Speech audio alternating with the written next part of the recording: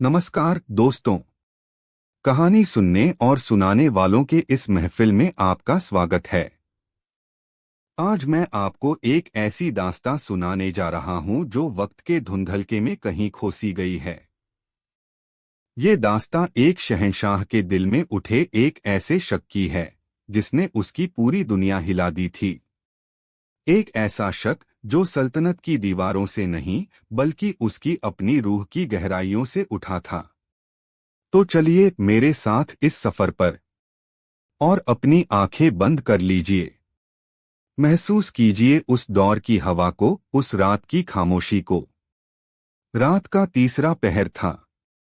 आगरा का किला खामोशी की चादर ओढ़े सो रहा था। यमुना की लहरें भी जैसे अदब से बिना कोई शोर किए किनारे से टकराकर लौट रही थीं। हरम की कनीज़ें, सिपाही, वजीर सब नींद की गोद में थे।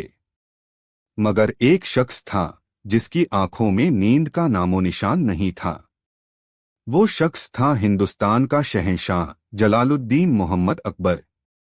वो अपने आलीशान बिस्तर पर नहीं बल्कि खिड़की के पास संगमरमर की ठंडी जमीन पर बैठा था। उसकी नजरें दूर अंधेरे में डूबे शहर पर टिकी थीं, पर वो देख कुछ और रहा था। उसके कानों में यमुना की लहरों का संगीत नहीं बल्कि किसी चाक के घूमने की घर घर की आवाज गूंज रही थी। उसे अपने रेशमी लिबास में मिट्टी की सौंधी सौंधी महक आ रही थी। गीली मिट्टी की। ये सिलसिला पिछले कई हफ्तों से चल रहा था। हर रात जैसे ही शहंशाह अपनी आंखें बंद करते, वो जलालुद्दीन नहीं रहते थे। वो आगरा के किले में नहीं बल्कि शहर के बाहर एक छोटी सी टूटी फूटी झोंपड़ी में होते थे। वो शहंशाह नहीं, एक कुम्हार होते थे। एक मामूली सा कुम्हार जिसका नाम था रहीम। ख्वाब में वो अपने खुरदुरे मिट्टी सने हाथों को देखते। उन हाथों की लकीरों में मिट्टी भरी होती। वो चाक चलाते, मिट्टी को आकार देते, दिए, सुराही और मटके बनाते। उन्हें अपनी बीवी सलमा की आवाज सुनाई देती, अजी सुनते हो, आज बाजार से गुड़ लेते आना। उन्हें अपने छोटे से बेटे की खिलखिलाहट सुनाई देती जो मिट्टी में लोटपोट होकर खुश होता था। वो उस ख्वाब में गरीबी महसूस करते थे, पर एक अजीब सा सुकून भी था। वहां फिक्र थी तो बस 2 वक्त की रोटी की, सल्तनत की साजिशों की नहीं। वहां मोहब्बत थी तो अपनी सलमा की आंखों में, किसी दरबारी की चापलूसी में नहीं। पहले तो अकबर ने इसे महज एक ख्वाब समझकर नजरअंदाज कर दिया। वो शहंशाह थे, दिन भर की थकान से ऐसे ख्वाब आ सकते थे। उन्होंने हकीमों से बात की जिन्होंने इसे दिमागी बोझ का नतीजा बताया और कुछ खुशबूदार तेल और दवाइयां दी। मगर धीरे धीरे वो ख्वाब हकीकत पर हावी होने लगा। एक दिन दीवाने खास में एक अहम बैठक चल रही थी। मेवाड़ से एक जरूरी पैगाम आया था। सारे बड़े बड़े मनसबदार और वजीर अपनी राय दे रहे थे। और शहंशाह अकबर, वो अपने हाथ को देख रहे थे। उन्हें अपने साफ सुथरे नाजुक हाथ में रहीम के खुरदुरे मिट्टी वाले हाथ नजर आ रहे थे। उन्हें ऐसा लगा जैसे उनकी उंगलियों में अभी भी गीली मिट्टी की ठंडक है। राजा टोडरमल कुछ कह रहे थे, जहां पनाह, अगर हम इस रास्ते से अपनी फौज भेजें तो। अकबर ने अचानक बीच में टोका, नहीं। उस रास्ते में बारिश के बाद कीचड़ बहुत हो जाती है। हमारे घोड़े फंस जाएंगे। पूरे दरबार में सन्नाटा छा गया। वो रास्ता एक सूखा पहाड़ी रास्ता था। वहां कीचड़ का सवाल ही पैदा नहीं होता था। टोडरमल ने हैरत से कहा, माफी चाहूंगा जहां पनाह, पर वो तो पथरीला इलाका है। अकबर को जैसे होश आया। उन्होंने बात संभाली, हाँ हाँ, हमारा मतलब था कि पत्थर फिसलने लगेंगे, लेकिन उनकी आंखें कुछ और कह रही थीं। उन्हें अभी अभी ख्वाब वाले रहीम का चेहरा याद आया था, जो अपनी बीवी से कह रहा था, सलमा, उस पहाड़ी रास्ते से मत जाना, कल रात की बारिश से बहुत कीचड़ हो गया है। ये पहला मौका था जब ख्वाब और हकीकत इस तरह आपस में उलझ गए थे। शहंशाह को अपने ही दिमाग पर शक होने लगा। क्या वो पागल हो रहे हैं? रात में वो मरियमुज़्ज़मानी जोधाबाई के पास गए। जोधा ने उनकी आंखों में बेचैनी पढ़ ली। क्या बात है जहांपनाह? आप कई दिनों से परेशान हैं। अकबर कुछ देर खामोश रहे, फिर धीमी आवाज में बोले, मरियम, अगर हम तुमसे कहें कि हम नहीं हैं तो तुम क्या कहोगी? जोधा ने प्यार से उनका हाथ थाम लिया। आप हिंदुस्तान के शहंशाह हैं, मेरे शौहर हैं। आप नहीं हैं तो और कौन हैं? एक कुम्हार, रहीम नाम है उसका, अकबर ने कांपती आवाज में कहा। और फिर उन्होंने सब कुछ बता दिया। वो ख्वाब, वो झोंपड़ी, वो सलमा, वो मिट्टी की महक। जोधा सब सुनती रहीं। उनकी आंखों में डर नहीं, बल्कि गहरी हमदर्दी थी। उन्होंने कहा, ये बस आपके दिल का वहम है। आप पर बहुत बड़ी जिम्मेदारियां हैं, शायद इसीलिए आपका दिल एक सादी जिंदगी के लिए तरस रहा है। पर अकबर जानते थे कि ये सिर्फ तरस नहीं थी, ये उससे कहीं ज्यादा गहरा था। उन्हें रहीम की जिंदगी की छोटी छोटी बातें याद थीं। वो कहाँ से मिट्टी लाता है, बाजार में किस बनिए से सौदा करता है, उसके घर के आंगन में नीम का पेड़ किस तरफ झुका हुआ है। इतनी तफसील, इतनी हकीकत, ये महज एक ख्वाब नहीं हो सकता। एक सवाल उनके ज़हन में कांटे की तरह चुभने लगा। कौन हूं मैं? क्या मैं एक शहंशाह हूं जो एक कुम्हार होने का ख्वाब देख रहा है? या मैं एक कुम्हार हूं जो शहंशाह होने का एक लंबा, बहुत लंबा ख्वाब देख रहा है? दोस्तों, जरा सोचिए, उस इंसान की हालत के बारे में जिसके पास दुनिया की हर दौलत, हर ताकत है, पर उसे अपनी ही पहचान पर शक हो जाए। अगर आप अकबर की जगह होते तो इस उलझन से निकलने के लिए क्या करते? क्या आप इसे पागलपन मानकर भूलने की कोशिश करते या इसकी तह तक जाने की हिम्मत करते? अपने जवाब, अपने ख्याल नीचे कमेंट्स में मेरे साथ जरूर साझा कीजिएगा। इस कहानी की गहराइयों में अगर आप मेरे साथ उतर रहे हैं, अगर ये दास्तां आपके दिल को छू रही है, तो इस वीडियो को एक लाइक देकर अपना प्यार जरूर दिखाइएगा। और हमारे इस परिवार का हिस्सा बनने के लिए चैनल को सब्सक्राइब करना मत भूलिएगा, ताकि हम ऐसी और भी कई रूहानी यात्राओं पर साथ चल सकें। अब कहानी में आगे बढ़ते हैं। दिन ब दिन अकबर की हालत बिगड़ती गई। वो दरबार में चुप रहते, बस सोचते रहते। वो शाही पकवानों को देखते और उन्हें रहीम के घर की बाजरे की सूखी रोटी और प्याज का स्वाद याद आने लगता। वो नृत्यों का नाच देखते और उन्हें अपनी ख्वाब वाली बेटी की तोतली ज़बान में सुनाई गई कहानी याद आती। एक शाम वो शाही बाग में टहल रहे थे। मौसम बहुत सुहाना था। हल्की हल्की बारिश अभी अभी रुकी थी। मिट्टी से एक सौंधी सौंधी खुशबू उठ रही थी। वही खुशबू जो उन्हें हर रात ख्वाब में आती थी। अकबर वहीं रुक गए। उन्होंने अपने जूते उतारे और नंगे पांव घास पर चलने लगे। उन्होंने अपनी आंखें बंद कीं। और फिर उन्हें एक आवाज सुनाई दी। एक बहुत जानी पहचानी आवाज। अरे ओ रहीमा के अब्बा, कहाँ मर गए? देखो तो बारिश ने सारे दिए गीले कर दिए।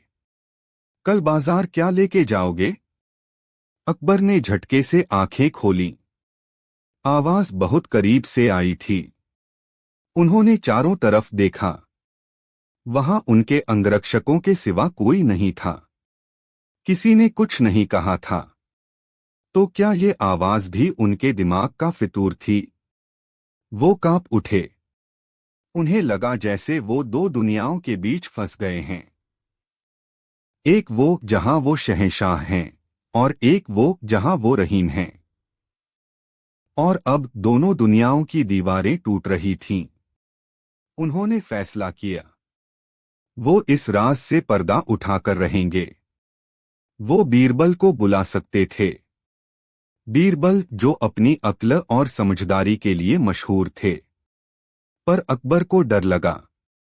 अगर उन्होंने बीरबल को ये सब बताया तो बीरबल क्या सोचेंगे? क्या वो अपने शहंशाह को पागल समझेंगे? ये बात सल्तनत में फैल गई तो? नहीं, वो ये खतरा नहीं उठा सकते थे। उन्होंने एक रात जब सब सो रहे थे, एक आम आदमी का भेष बदला। एक पुराना मैला सा कुर्ता पायजामा पहना, चेहरे पर कपड़ा लपेटा और किले के गुप्त रास्ते से बाहर निकल गए। अंगरक्षकों को सख्त हिदायत थी कि कोई उनके पीछे न आए। वो आगरा की अंधेरी सुनसान गलियों में भटक रहे थे। कहाँ जा रहे थे उन्हें खुद नहीं पता था। बस उनके पैर उन्हें खींचे लिए जा रहे थे। वो उस आवाज, उस खुशबू, उस एहसास का पीछा कर रहे थे। चलते चलते वो शहर के उस हिस्से में आ गए जहां गरीब लोग रहते थे। कुम्हारों की बस्ती। यहाँ हवा में मिट्टी की वही जानी पहचानी महक और भी गहरी हो गई थी। हर तरफ कच्चे पक्के मटके, दिए और सुराहियां रखी थीं। अकबर का दिल जोर जोर से धड़क रहा था। उन्हें लग रहा था कि वो घर आ गए हैं। एक झोंपड़ी के बाहर रोशनी जल रही थी। एक औरत बैठी दियों को तरतीब से लगा रही थी, जो बारिश से गीले हो गए थे। अकबर ठिठक गए। उन्होंने उस औरत का चेहरा देखा। वही चेहरा, वही आंखें, वही माथे पर चिंता की लकीरें। ये सलमा थी, उनके ख्वाबों की सलमा। अकबर के मुंह से बेसाख्ता निकल गया, सलमा। उस औरत ने चौंक कर सिर उठाया। उसकी आंखों में हैरत और डर का मिलाजुला भाव था। उसने एक अजनबी को इस तरह अपना नाम पुकारते सुना तो वो घबरा गई। कौन हो तुम? और तुम्हें मेरा नाम कैसे पता? अकबर कुछ बोल नहीं पाए। वो बस उसे देखते रहे। क्या ये सच है? क्या वो सच में यहां मौजूद है? या ये भी उनके दिमाग का कोई खेल है?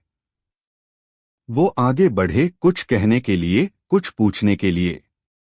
तभी पीछे से शोर हुआ, पकड़ो, पकड़ो, जहां पनाह को रोको। किले में उनके गायब होने की खबर फैल चुकी थी। उनके सबसे वफादार सिपाही उन्हें ढूंढते हुए वहां पहुंच गए थे। उन्होंने शहंशाह को इस हाल में, इस जगह पर देखा तो सन्न रह गए। सिपाहियों ने अकबर को घेर लिया। वो औरत सलमा एक शहंशाह को अपने सामने देखकर और भी ज्यादा सहम गई। वो अपनी झोंपड़ी में भाग गई और दरवाजा बंद कर लिया। अकबर वहीं खड़े रह गए। उनकी नजरें उस बंद दरवाजे पर टिकी थीं। उनके दिमाग में लाखों सवाल घूम रहे थे। कौन थी वो औरत?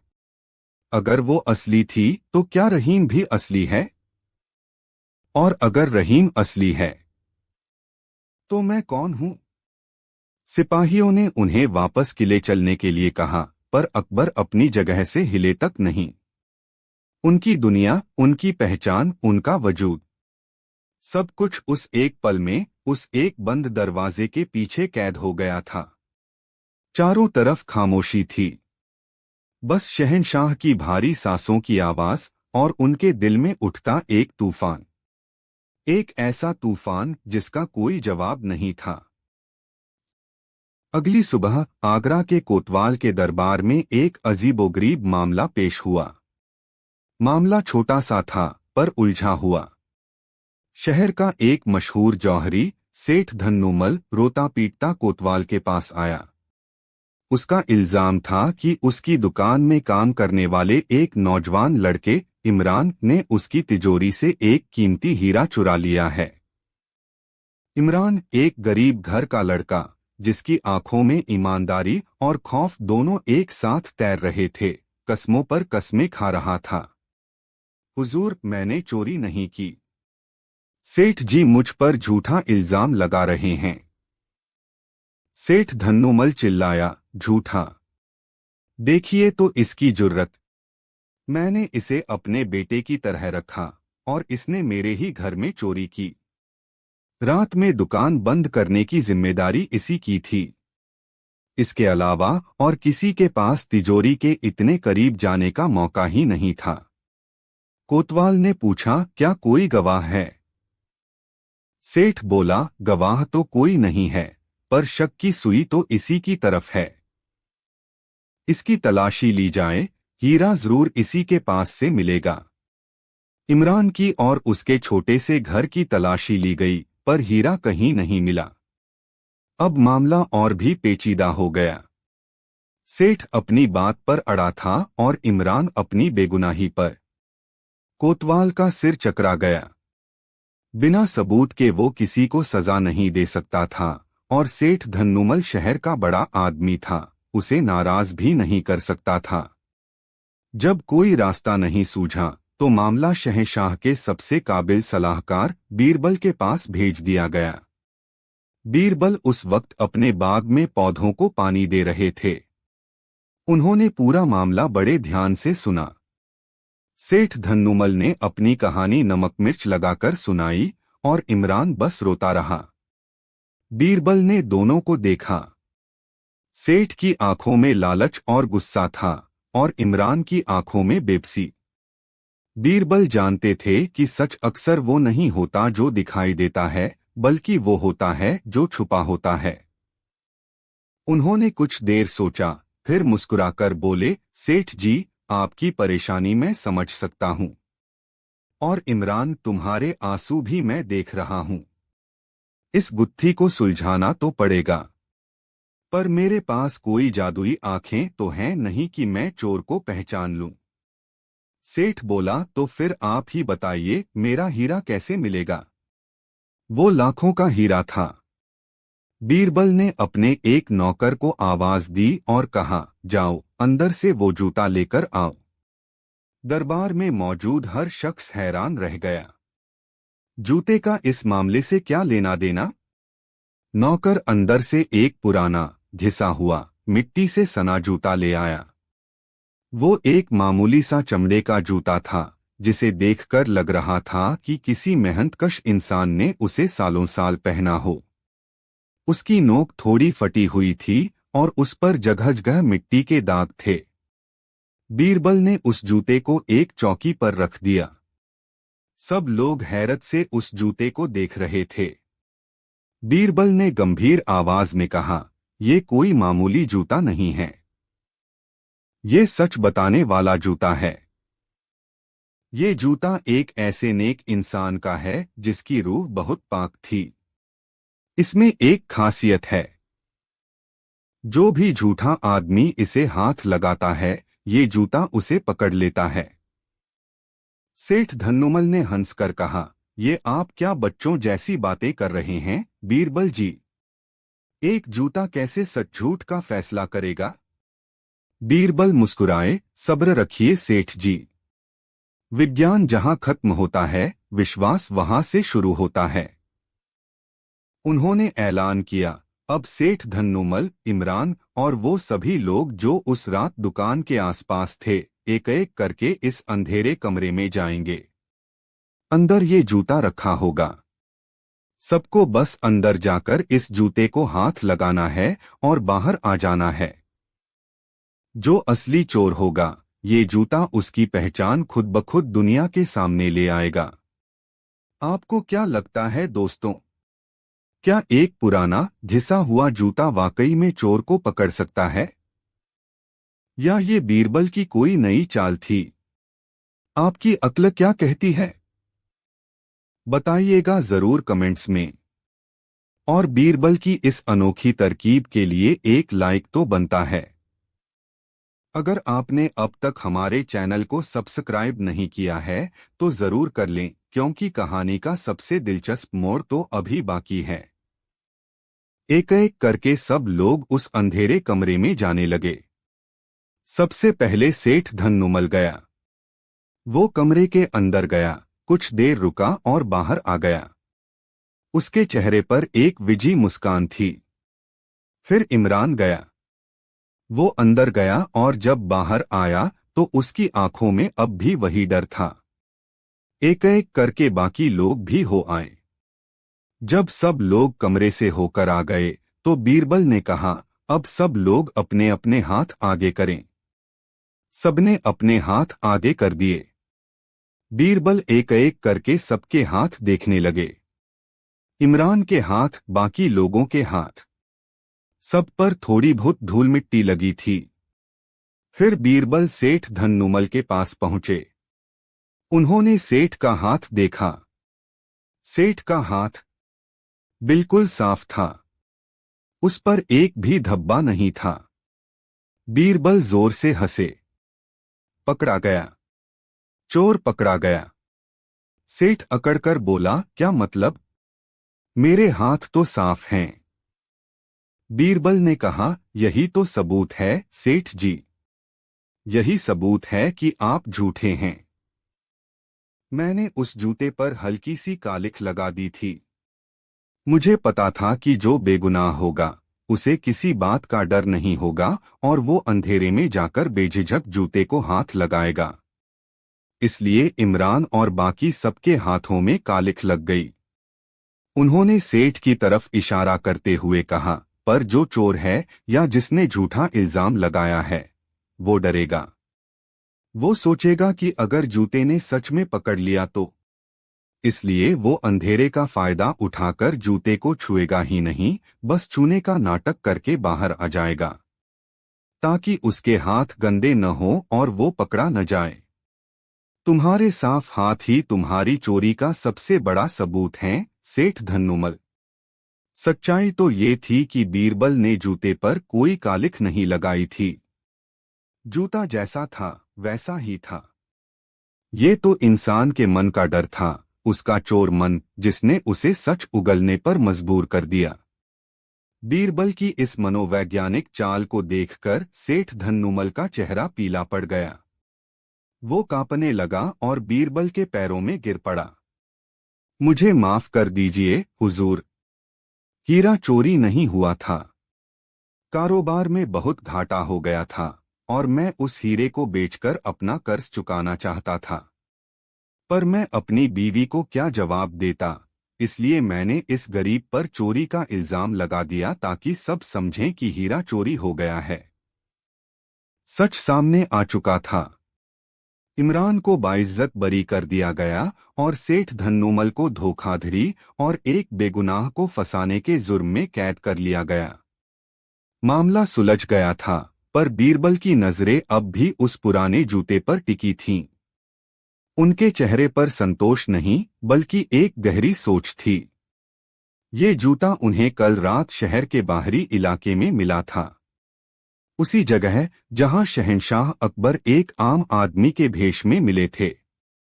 ये जूता एक झोंपड़ी के बाहर पड़ा था और उस झोंपड़ी की औरत सलमा बदहवास सी लग रही थी। बीरबल ने ये जूता वहां से उठा लिया था, ये सोचकर कि शायद ये किसी पहेली की कोई कड़ी हो। उन्होंने इमरान को भेजा और उस औरत सलमा को अपने पास बुलवाया। सलमा डरी समी हुई बीरबल के सामने खड़ी थी। उसकी आंखें रो रो कर सूज गई थीं।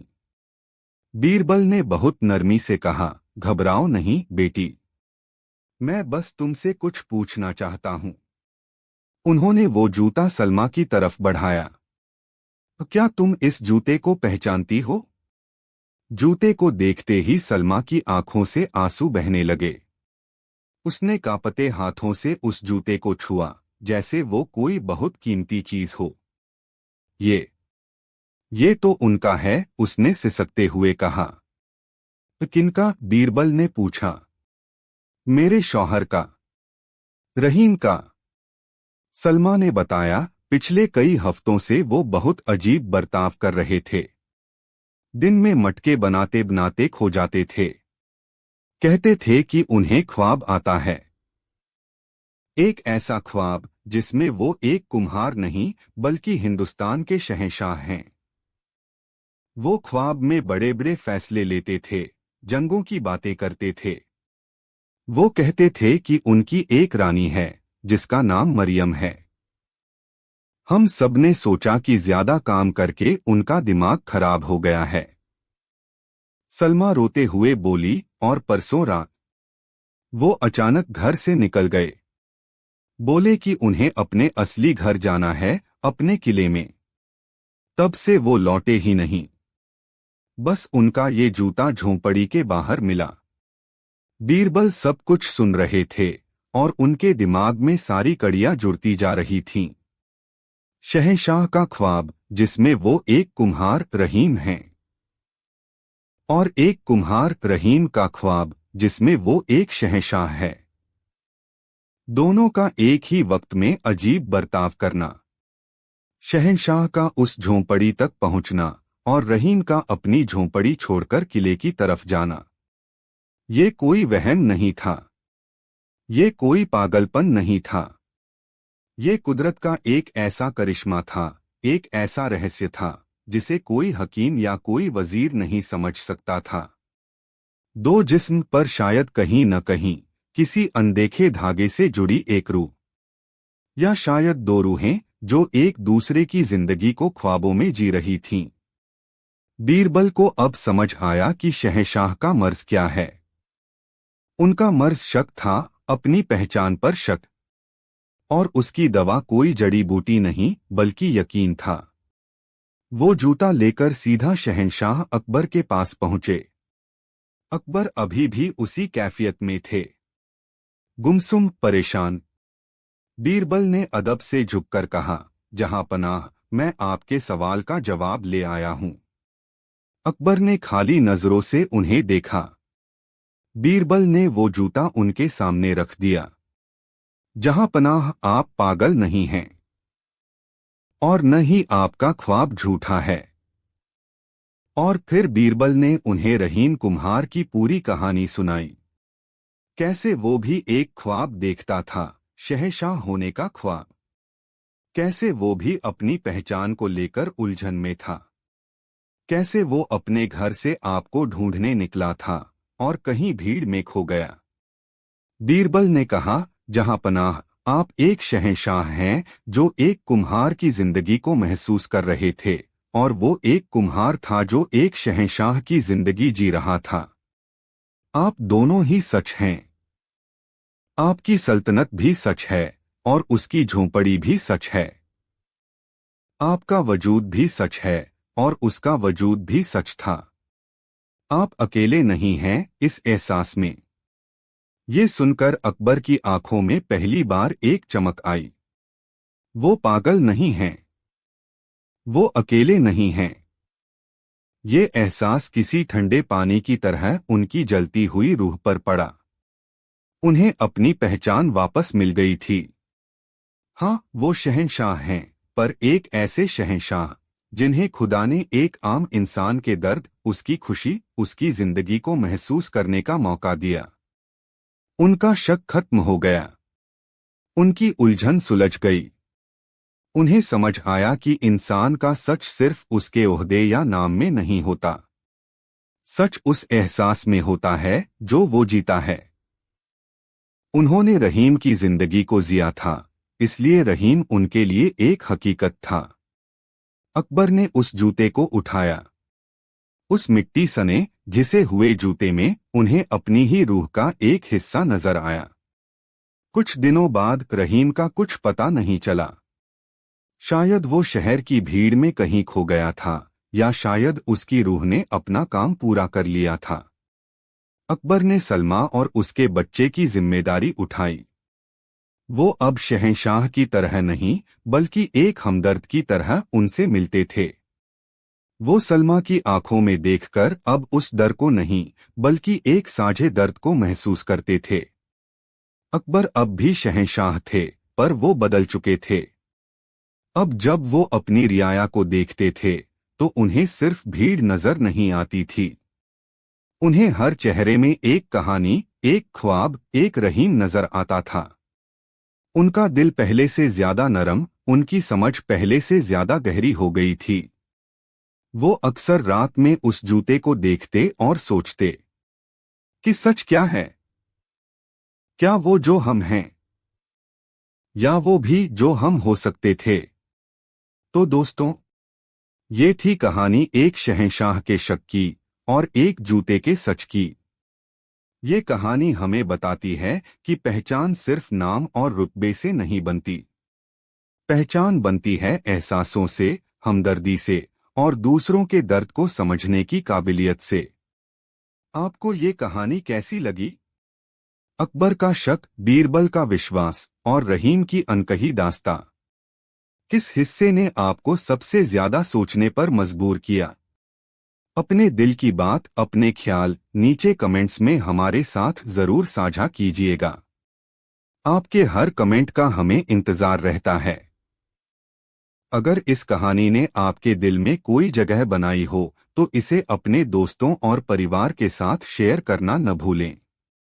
जिन्हें ऐसी गहरी और रूह को छू लेने वाली कहानियां पसंद हैं, उन तक ये दास्तां जरूर पहुंचाइएगा। और हाँ, अगर आप हमारे इस सफर में नए हैं और अब तक आपने चैनल को सब्सक्राइब नहीं, वाह, यह एक और अद्भुत अवसर है एक गहरी और रहस्यमयी कहानी बुनने का। मैं एक ऐसी दास्तां लिखूंगा जो श्रोताओं को एक भावनात्मक यात्रा पर ले जाएगी, जहां सवाल जवाबों से ज्यादा महत्वपूर्ण हो जाते हैं और जहां सबसे बड़ी पहेली इंसान का अपना दिल होता है। तो चलिए अपनी आंखें बंद कीजिए और मेरे साथ चलिए उस दौर में जहां खामोशी भी बातें करती थी। अगली कहानी। नमस्कार दोस्तों, कहानियों की इस महफिल में आपका एक बार फिर से स्वागत है। आज की कहानी किसी जंग या जीत की नहीं है। ये कहानी है एक सवाल की। एक ऐसा सवाल जो जब पूछा गया तो हिंदुस्तान के सबसे ताकतवर शहंशाह के पास भी उसका कोई जवाब नहीं था। ये कहानी है उस खामोशी की जो लफ्जों से कहीं ज्यादा शोर करती है। तो आइए महसूस कीजिए उस दरबार की घुटन को, उस रात के सन्नाटे को और उस एक सवाल के वजन को। उस रोज आगरा के किले में सूरज तो उगा था, लेकिन रोशनी नहीं लाया था। हवा में एक अजीब सी ठंडक थी, ऐसी ठंडक जो मौसम की नहीं, दिलों की होती है। दीवानयाम खचाखच भरा था, लेकिन वहां रोज की तरह कोई रौनक नहीं थी। हर चेहरा खामोश, हर आंख झुकी हुई। ठीक बीचों बीच तख्ते ताऊस पर शहंशाह जलालुद्दीन मोहम्मद अकबर बैठे थे। उनका चेहरा पत्थर की मूरत जैसा सपाट था, पर उनकी आंखों में एक गहरा समंदर था जिसमें बेचैनी की लहरें उठ रही थीं। वजह वजह थी एक फांसी। कल सुबह ही शहर के मुख्य चौराहे पर एक मुजरिम को फांसी दी गई थी। मुजरिम का नाम था कासिम। इल्जाम था एक आला दर्जे के दरबारी इनायत खान के कत्ल का। सबूत पुख्ता थे, गवाह मौजूद थे और कासिम ने अपना जुर्म कबूल भी कर लिया था। मामला सीधा और साफ था। एक कातिल को उसकी सजा मिली। न्याय हुआ। पर अगर न्याय हुआ था तो शहंशाह के दिल में ये बेचैनी क्यों थी? दरबार में ये मौत का मातम क्यों था? क्योंकि कासिम फांसी के तख्ते पर चढ़ते हुए डरा नहीं था। वो रोया नहीं था। उसने माफी नहीं मांगी थी। वो मुस्कुरा रहा था। एक सुकून भरी, गहरी, रहस्यमयी मुस्कान। जैसे वो फांसी पर नहीं, बल्कि अपनी जिंदगी के सबसे बड़े इनाम को हासिल करने जा रहा हो। जल्लाद ने जब उसके चेहरे पर काला कपड़ा डालना चाहा, तो उसने मना कर दिया। वो अपनी आंखों से आसमान को, लोगों को और अपनी मौत को आते हुए देखना चाहता था। और उसके लबों पर वो मुस्कान आखिर तक बनी रही। उसकी उस मुस्कान ने शहंशाह अकबर के न्याय पर, उनकी सल्तनत के इकबाल पर एक सवालिया निशान लगा दिया था। एक कातिल मौत से इतना बेखौफ कैसे हो सकता है? उसकी मुस्कान के पीछे का राज क्या था? शहंशाह ने उस मामले की पूरी मिसाल दोबारा मंगवाई। कासिम कौन था? एक मामूली भिश्ती। लोगों के घरों में मशक से पानी पहुंचाने वाला। उम्र 30-32 साल। बीवी थी, एक छोटा सा बच्चा था। अपने मोहल्ले में हर कोई उसकी शराफत की कस्में खाता था। वो किसी से ऊंची आवाज में बात तक नहीं करता था। और इनायत खान, वो कौन थे? शहंशाह के एक पुराने वफादार दरबारी, इल्म और अदब के शौकीन, हमेशा गरीबों की मदद करने वाले। उनकी किसी से कोई दुश्मनी नहीं थी।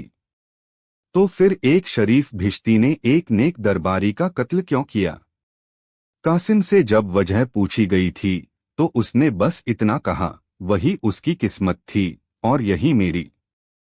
इसके आगे उसने एक लफ्ज नहीं कहा। शहंशाह ने बीरबल की तरफ देखा। बीरबल, जो हमेशा हर गुत्थी को अपनी अक्ल से सुलझा देते थे, वो भी खामोश खड़े थे। उनकी आंखों में चतुराई की चमक नहीं, बल्कि एक गहरी उलझन थी। उन्होंने भी कासिम से अकेले में बात करने की कोशिश की थी, पर नतीजा सिफर रहा था। शहंशाह ने भारी आवाज में कहा, बीरबल, हमें लगता है कि हमारे न्याय में कोई भूल हुई है। हमने एक जिस्म को तो सजा दे दी, पर हम उस जुर्म की रूह तक नहीं पहुंच पाए। ये कैसा इंसाफ है जो करने के बाद भी दिल में चुभ रहा है? बीरबल ने सिर झुकाकर कहा, जहां पनाह, कभी कभी कुछ सवाल जवाबों से ज्यादा गहरे होते हैं। कासिम की वो मुस्कान, वो सिर्फ एक मुस्कान नहीं थी, वो एक पर्दा था। एक ऐसा पर्दा जिसके पीछे एक बहुत बड़ी कहानी छुपी हुई है, जिसे हम देख नहीं पाए। पूरा दिन दरबार में इसी तरह गुजर गया। किसी की हिम्मत नहीं हुई कुछ कहने की। शाम ढल गई, पर वो खामोशी नहीं ढली। शहंशाह रात में भी सो नहीं पाए। उनकी आंखों के सामने बस वो मुस्कुराता हुआ चेहरा घूम रहा था। उन्हें लग रहा था जैसे वो चेहरा उनसे पूछ रहा हो, क्या तुम सच में शहंशाह हो? क्या तुम सच में इंसान को पहचानते हो? दोस्तों, एक पल के लिए सोचिए। अगर आप एक बादशाह होते, जिसके एक फैसले पर लाखों जानें निर्भर करती हैं, और आपके सामने एक ऐसी पहेली आ जाए जो आपके न्याय और आपकी समझ दोनों को चुनौती दे, तो आप क्या करते? क्या आप इसे भूलकर आगे बढ़ जाते, या उस मुस्कान के पीछे की सच्चाई जानने के लिए अपनी पूरी सल्तनत दांव पर लगा देते? आपके दिल में जो भी आए, नीचे कमेंट्स में लिखकर बताइएगा। और अगर ये कहानी, ये रहस्य आपको अपने अंदर खींच रहा है, तो इस सफर में मेरा साथ देने के लिए इस वीडियो को एक लाइक जरूर करें। आपका एक लाइक हमें ऐसी और भी गहरी दास्तानों को आप तक लाने का हौसला देता है। अगले दिन दरबार फिर से जुड़ा। वही खामोशी, वही बोझिल माहौल। शहंशाह अकबर ने ऐलान किया, जब तक हमें कासिम की उस मुस्कान का मतलब पता नहीं चल जाता, हम दिल से सुकून में नहीं रह पाएंगे। बीरबल, हम तुम्हें एक हफ्ते की मोहलत देते हैं। इस राज से पर्दा उठाओ। पता करो कि वो क्या था जो मौत से भी बड़ा था, जिसके लिए कासिम ने अपनी जान हंसते हंसते दे दी। बीरबल ने जो हुक्म जहांपनाह कहा, पर उनके चेहरे पर कोई आत्मविश्वास नहीं था। ये मामला किसी चोरी या धोखे का नहीं था। ये मामला इंसान के मन की उन गहराइयों का था, जहां अक्ल के गोताखोर भी अक्सर डूब जाते हैं। दिन गुजरते गए। बीरबल ने कासिम के मोहल्ले में, उसके जानने वालों में हर जगह छानबीन की। पर हर कोई बस एक ही बात कहता, कासिम तो देवता जैसा आदमी था। उससे ये गुनाह कैसे हो गया? हम आज तक हैरान हैं, कोई सुराग नहीं, कोई कड़ी नहीं। ऐसा लग रहा था जैसे कासिम का कोई अतीत ही नहीं था, सिवाय उसकी शराफत के। हफ्ते का आखिरी दिन आ गया। दरबार लगा हुआ था। सबकी नजरें बीरबल पर थीं। शहंशाह अकबर की आंखों में उम्मीद और बेचैनी दोनों थी। बीरबल अपनी जगह से उठे। वो धीरे धीरे चलकर तख्त के पास आए। उनके हाथ खाली थे। उनके चेहरे पर कोई जीत का भाव नहीं था। उन्होंने शहंशाह की आंखों में देखा। दरबार में सुई पटक सन्नाटा था। हर कोई ये सुनने को बेताब था कि बीरबल ने क्या खोज निकाला। बीरबल ने अपना सिर झुकाया और बहुत धीमी पर साफ आवाज में कहा, जहां पनाह, मैं कासिम की मुस्कान का राज तो नहीं जान पाया। दरबार में एक मायूसी की लहर दौड़ गई। शहंशाह का चेहरा उतर गया। लेकिन बीरबल ने अपनी बात जारी रखी, उसकी तलाश में मेरे जहन में एक सवाल उठा है। एक ऐसा सवाल जो शायद कासिम के राज से भी बड़ा है। शहंशाह ने पूछा, क्या सवाल है बीरबल? बीरबल ने अपनी नजरें उठाईं और पूरे दरबार की तरफ देखकर एक एक शब्द पर जोर देते हुए पूछा, जहां पनाह, इंसान की सबसे गहरी परछाई क्या है? सवाल हवा में तैर गया। परछाई? ये कैसा सवाल था? परछाई तो जिस्म की होती है जो रोशनी में बनती है। गहरी परछाई का क्या मतलब? वजीर एक दूसरे का मुंह देखने लगे। किसी के पास कोई जवाब नहीं था। अकबर भी चुप हो गए। उन्होंने अपने तख्त की परछाई को देखा जो जमीन पर दूर तक फैली थी। उन्होंने अपनी सल्तनत के बारे में सोचा, अपनी ताकत, अपनी शोहरत। क्या ये सब उनकी परछाई थी? उन्होंने अपने गुनाहों के बारे में सोचा, अपनी गलतियों के बारे में। क्या वो उनकी परछाई थी? सवाल बहुत आसान था, पर उसका जवाब उतना ही मुश्किल। इंसान की सबसे गहरी परछाई क्या है? शहंशाह अकबर खामोश रहे। वो दुनिया के मालिक थे, पर इस एक सवाल ने उन्हें निहत्था कर दिया था। उनके पास कोई जवाब नहीं था।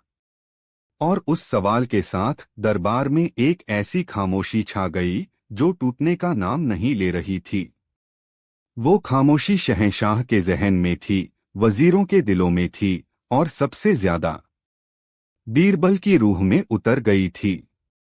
ये सिर्फ एक सवाल नहीं था, ये एक आईना था जिसमें हर कोई अपनी अपनी शक्ल देखने से डर रहा था।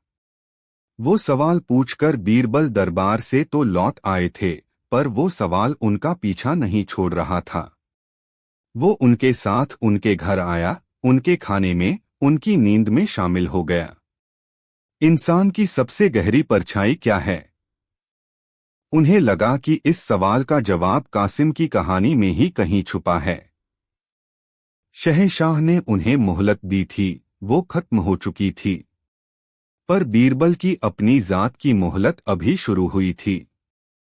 वो इस राज को जाने बिना चैन से नहीं बैठ सकते थे।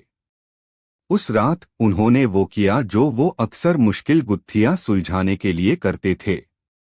उन्होंने अपने कीमती लिबास उतारे, एक आम फकीर का भेष बनाया और आधी रात के बाद आगरा की उन्हीं तंग और अंधेरी गलियों में निकल पड़े जहां कासिम रहता था। इस बार वो एक दरबारी की हैसियत से नहीं, बल्कि एक हमदर्द की तरह सच को खोजना चाहते थे। गलियां सुनसान थीं। कुत्तों के भौंकने की आवाजें गूंज रही थीं। बीरबल चलते चलते उसी मोहल्ले में पहुंचे। कासिम का घर बाहर से बंद था। शायद उसकी बीवी और बच्चा कहीं और चले गए थे। बीरबल वहीं पास की एक मस्जिद की सीढ़ियों पर बैठ गए। सुबह होने का इंतजार करने लगे। जब फजर की अजान हुई और कुछ लोग नमाज के लिए मस्जिद आने लगे, तो बीरबल ने उनसे बातों बातों में कासिम का जिक्र छेड़ा। एक बूढ़े आदमी जो कासिम का पड़ोसी था ने ठंडी आह भरकर कहा, अल्लाह जाने फकीर बाबा, उस लड़के को किसकी नजर लग गई। वो तो इस जमीन का था ही नहीं, फरिश्ता था, फरिश्ता। उसकी बीवी अमीरा बेचारी तबाह हो गई। अपने बच्चे को लेकर कल ही अपने मायके फतेहपुर सीकरी के पास एक गांव के लिए निकल गई। बीरबल को एक उम्मीद की किरण नजर आई। अमीरा, एक बीवी से ज्यादा अपने शौहर के राज कौन जान सकता है। उन्होंने बिना वक्त गवाए फतेहपुर सीकरी का रास्ता पकड़ लिया। पूरा दिन सफर करने के बाद शाम ढलते ढलते वो उस छोटे से गुमनाम से गांव में पहुंचे। गांव के बाहर एक कुएं पर कुछ औरतें पानी भर रही थीं। बीरबल ने उनसे अमीरा का पता पूछा। एक औरत ने शक भरी नजरों से उन्हें देखा और बोली, कौन हो तुम बाबा? और तुम्हें अमीरा से क्या काम? वो बेचारी तो पहले ही गम की मारी है। बीरबल ने बहुत नरमी से कहा, बेटी, मैं बस उसे ये बताना चाहता हूं कि दुनिया में हर कोई उसके शौहर को कातिल नहीं समझता। कुछ हैं जो सच जानना चाहते हैं। शायद बीरबल की आंखों में उन्हें सच्चाई नजर आई। औरत ने एक टूटी फूटी झोंपड़ी की तरफ इशारा कर दिया। बीरबल जब उस झोंपड़ी के दरवाजे पर पहुंचे तो अंदर से एक बच्चे के रोने की हल्की हल्की आवाज आ रही थी। उन्होंने दरवाजा खटखटाया। दरवाजा खुला और सामने एक औरत खड़ी थी। 20-25 साल की उम्र, लेकिन दुहक और तकलीफ ने उसे वक्त से पहले बूढ़ा कर दिया था। उसकी आंखें रो रो कर सूज गई थीं। ये अमीरा थी। उसने एक फकीर को अपने दरवाजे पर देखा तो हाथ जोड़कर बोली, माफ करना बाबा, मेरे पास आपको देने के लिए कुछ भी नहीं है। बीरबल ने कहा, मैं कुछ लेने नहीं बेटी, बस कुछ सवालों के जवाब खोजने आया हूं। अमीरा ने उन्हें अंदर बुलाया। झोंपड़ी में एक तरफ उसका छोटा सा बेटा सो रहा था। बीरबल जमीन पर बैठ गए। उन्होंने अमीरा की आंखों में देखा और सीधे मुद्दे पर आए, मैं जानता हूं कि तुम्हारा शौहर कातिल नहीं था, या अगर था भी तो उसकी कोई बहुत बड़ी वजह रही होगी। वो वजह क्या थी अमीरा? उसकी वो फांसी के तख्ते पर मुस्कान। उसका क्या मतलब था? अमीरा का चेहरा एकदम सफेद पड़ गया। वो कांपने लगी। आप कौन हैं? बस एक मुसाफिर समझो जो सच की तलाश में है। अमीरा कुछ देर खामोश रही। वो अपने सोते हुए बेटे को देखती रही। फिर उसकी आंखों से आंसुओं की लड़ी बह निकली। उसने जो कहानी सुनानी शुरू की, उसे सुनकर बीरबल के पैरों के नीचे से जमीन खिसक गई। अमीरा ने धीमी कांपती आवाज में बताया, मेरी शादी से बहुत साल पहले की बात है। जब मैं बहुत छोटी थी। मेरे अब्बा एक मामूली कातिब थे। वो शाही फरमानों की नकलें बनाते थे। बहुत ईमानदार खुददार आदमी थे। एक दिन दरबार के एक बड़े अफसर इनायत खान ने मेरे अब्बा को एक जाली फरमान बनाने को कहा। एक ऐसा फरमान जिससे वो एक बेगुनाह जमींदार की पूरी जमीन हड़प सकें। अमीरा की सांसें उखड़ने लगीं। मेरे अब्बा ने साफ इनकार कर दिया। उन्होंने कहा कि वो अपनी कलम से किसी पर जुल्म नहीं होने देंगे। इनायत खान ने उन्हें बहुत लालच दिया, धमकाया, पर मेरे अब्बा नहीं माने। तो इनायत खान ने उन्हें ही एक झूठे इल्जाम में फंसा दिया। उन पर सल्तनत से गद्दारी का इल्जाम लगा दिया गया। किसी ने मेरे अब्बा की बात नहीं सुनी। उन्हें सरेआम कोड़े मारे गए और उसी जिल्लत में उनकी मौत हो गई। मेरी अम्मी ये सदमा बर्दाश्त नहीं कर पाईं और कुछ ही महीनों में वो भी चल बसीं। बीरबल सन्न होकर सुन रहे थे। इनायत खान, वो नेक शरीफ इल्म वाला दरबारी। अमीरा ने आगे कहा, मैं यतीम हो गई। दूर के रिश्तेदारों ने मुझे पाला। वक्त गुजरता गया। मैं उस हादसे को भूलने की कोशिश करने लगी। फिर मेरी शादी कासिम से हुई। वो दुनिया के सबसे अच्छे इंसान थे। उन्होंने मुझे इतना प्यार दिया, इतना सहारा दिया कि मैं अपना सारा गम भूल गई। हमारा बेटा हुआ, हमारी एक छोटी सी खुशहाल दुनिया थी। फिर एक दिन अमीरा की आवाज में एक खौफ उतर आया। एक दिन कासिम पानी की मशक लेकर इनायत खान की हवेली पर गया और वहां उसने इनायत खान को देख लिया। जब वो घर लौटा तो वो कासिम नहीं था जिसे मैं जानती थी। उसका चेहरा पीला था, हाथ कांप रहे थे। मैंने पूछा तो कुछ नहीं बताया। पर उस रात के बाद सब कुछ बदल गया। वो रातों को सोता नहीं था, बस छत को घूरता रहता था। कभी कभी मैंने उसे अपने अब्बा की तस्वीर से बातें करते हुए सुना। वो कहता था, मैं आपका कर्ज जरूर उतारूंगा अब्बाजान। और फिर जिस दिन उसने इनायत खान का कत्ल किया, उस सुबह वो बहुत सुकून में था। सालों बाद मैंने उसके चेहरे पर वो पुरानी मुस्कान देखी थी। उसने मेरे और मेरे बेटे के माथे को चूमा और कहा, अमीरा, अपना और मेरे बेटे का ख्याल रखना। मैं आज एक बहुत बड़ा कर्ज उतारने जा रहा हूं। आज के बाद तुम्हें कभी किसी के सामने सिर नहीं झुकाना पड़ेगा। कहानी खत्म हो चुकी थी।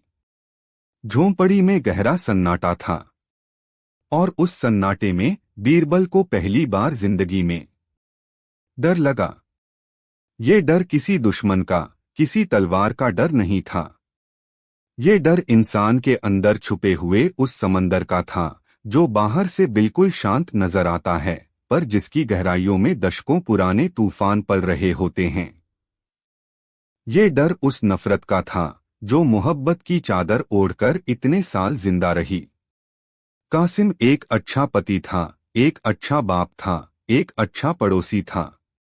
उसने अपनी जिंदगी का हर किरदार पूरी ईमानदारी से निभाया, ताकि कोई उसकी रूह के अंदर पल रहे उस एक मकसद को न देख पाए।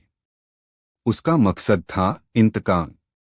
एक ऐसा इंतकाम जिसके लिए उसने अपनी पूरी जिंदगी, अपनी पूरी जवानी, अपनी हर खुशी को एक हथियार की तरह इस्तेमाल किया। और अब बीरबल को अपने सवाल का जवाब मिल गया था। इंसान की सबसे गहरी परछाई क्या है? इंसान की सबसे गहरी परछाई उसका वो राज है, जिसे वो दुनिया से छुपाने के लिए एक पूरी दूसरी जिंदगी जी लेता है। इंसान की सबसे गहरी परछाई वो नफरत है, जो प्यार का नकाब पहनकर सांस लेती है। इंसान की सबसे गहरी परछाई वो मकसद है, जिसके सामने उसे अपनी जान भी एक मामूली सी कीमत लगती है। कासिम की मुस्कान, वो हार की नहीं, जीत की मुस्कान थी। उसने इनायत खान को मारकर सिर्फ अपना बदला नहीं लिया था, उसने अमीरा के बाप की बेइज्जती का, उसकी मां के आंसुओं का और अमीरा के यतीम होने का हिसाब चुकता किया था। उसकी नजर में ये कत्ल नहीं, न्याय था। एक ऐसा न्याय जो सल्तनत का कानून उसे कभी नहीं दे पाता। बीरबल को डर इस बात का लगा कि शहंशाह का कानून, उनकी अदालतें, उनकी पूरी सल्तनत उस परछाई के सामने कितनी बेबस और कितनी बौनी थी। आप एक जिस्म को फांसी दे सकते हैं, पर उस परछाई को कैसे कैद करेंगे जो दिलों में पलती है? दोस्तों, क्या आप बीरबल के इस डर को महसूस कर सकते हैं? क्या न्याय हमेशा वही होता है जो कानून की किताबों में लिखा है? या कभी कभी इंसान का दिल अपना एक अलग न्याय करता है, जो सही और गलत के हर पैमाने से परे होता है? अमीरा और कासिम की इस कहानी पर आपकी क्या राय है? क्या कासिम ने जो किया वो सही था? अपनी आत्मा की आवाज को सुनिए और अपने विचार मेरे साथ कमेंट्स में जरूर साझा कीजिए। अगर इस कहानी की गहराइयों ने आपके दिल को छुआ है, तो हमारे चैनल को सब्सक्राइब करना न भूलिएगा, ताकि हम और आप मिलकर जिंदगी और इंसानियत की ऐसी ही अनकही परतों को खोलते रहें। बीरबल उस झोंपड़ी से बाहर निकले। आसमान साफ था, पर बीरबल का मन बादलों से घिरा हुआ था। उन्होंने फैसला कर लिया, वो ये सच्चाई शहंशाह को कभी नहीं बताएंगे। क्यों? क्योंकि ये सच बताने से क्या हासिल होता? इनायत खान की इज्जत मिट्टी में मिल जाती, जिसके बच्चे और परिवार थे। अमीरा और उसके बेटे पर एक कातिल की बीवी और बेटा होने का जो दाग लगा था, वो और गहरा हो जाता। सल्तनत के न्याय पर से लोगों का भरोसा उठ जाता। कभी कभी कुछ सच दफन रहने के लिए ही होते हैं। बीरबल वापस आगरा लौटे। अगले दिन दरबार में शहंशाह ने उन्हें फिर से बुलाया। क्या हुआ बीरबल, तुम्हारे चेहरे का रंग उड़ा हुआ है? क्या तुम्हें अपने सवाल का जवाब मिला? बीरबल ने शहंशाह की आंखों में देखा और बहुत ठहरी हुई आवाज में कहा, जहांपनाह, मुझे जवाब मिल गया है। तो बताओ, क्या है इंसान की सबसे गहरी परछाई? बीरबल ने एक लंबी सांस ली और कहा, इंसान की सबसे गहरी परछाई, जहांपनाह, वो खामोशी है जो उसके अंदर बरसों से पल रहे तूफान को छुपा लेती है। वो मुस्कान है जो उसके अंदर जल रहे इंतकाम को ढक लेती है। वो मोहब्बत है जो उसकी नफरत का पर्दा बन जाती है। कुछ परछाइयां इतनी गहरी होती हैं, जहांपनाह, कि रोशनी भी वहां पहुंचकर अपना रास्ता भटक जाती है। अकबर बीरबल के चेहरे को देखते रहे। वो समझ गए कि बीरबल ने सच खोज निकाला है, पर वो एक ऐसा सच है जिसे बताया नहीं जा सकता। एक ऐसा सच जो सल्तनत के हर कानून से बड़ा है। उस दिन के बाद शहंशाह अकबर ने फिर कभी कासिम का जिक्र नहीं किया। लेकिन बीरबल ने चुपचाप अपने खर्चे पर अमीरा और उसके बेटे की जिंदगी गुजारने के लिए एक दूरदराज के गांव में जमीन और घर का इंतजाम करवा दिया, ताकि वो अपनी जिंदगी गुमनामी और सुकून से जी सकें, आगरा की परछाइयों से बहुत दूर। कभी कभी बीरबल रात में अकेले बैठकर सोचते थे कि वो जो खुद को सबसे अक्लमंद समझते हैं, इंसान को कितना कम जानते हैं। और यही सोचकर उन्हें आज भी डर लग जाता था। तो दोस्तों, ये थी कहानी एक सवाल और एक डर की। एक ऐसी कहानी जो हमें बताती है कि हर इंसान अपने अंदर एक पूरी कायनात लेकर चलता है, जिसके रहस्यों को समझना शायद किसी के बस में नहीं। आपको ये दास्तां कैसी लगी? बीरबल का वो डर, कासिम का वो इंतकाम और अमीरा की वो खामोशी। कहानी के किस मोड़ ने आपको सबसे ज्यादा झकझोरा? अपने दिल की हर बात, हर एहसास नीचे कमेंट्स में लिख भेजिएगा। आपके ख्यालों को पढ़ना इस सफर का सबसे खूबसूरत हिस्सा होता है।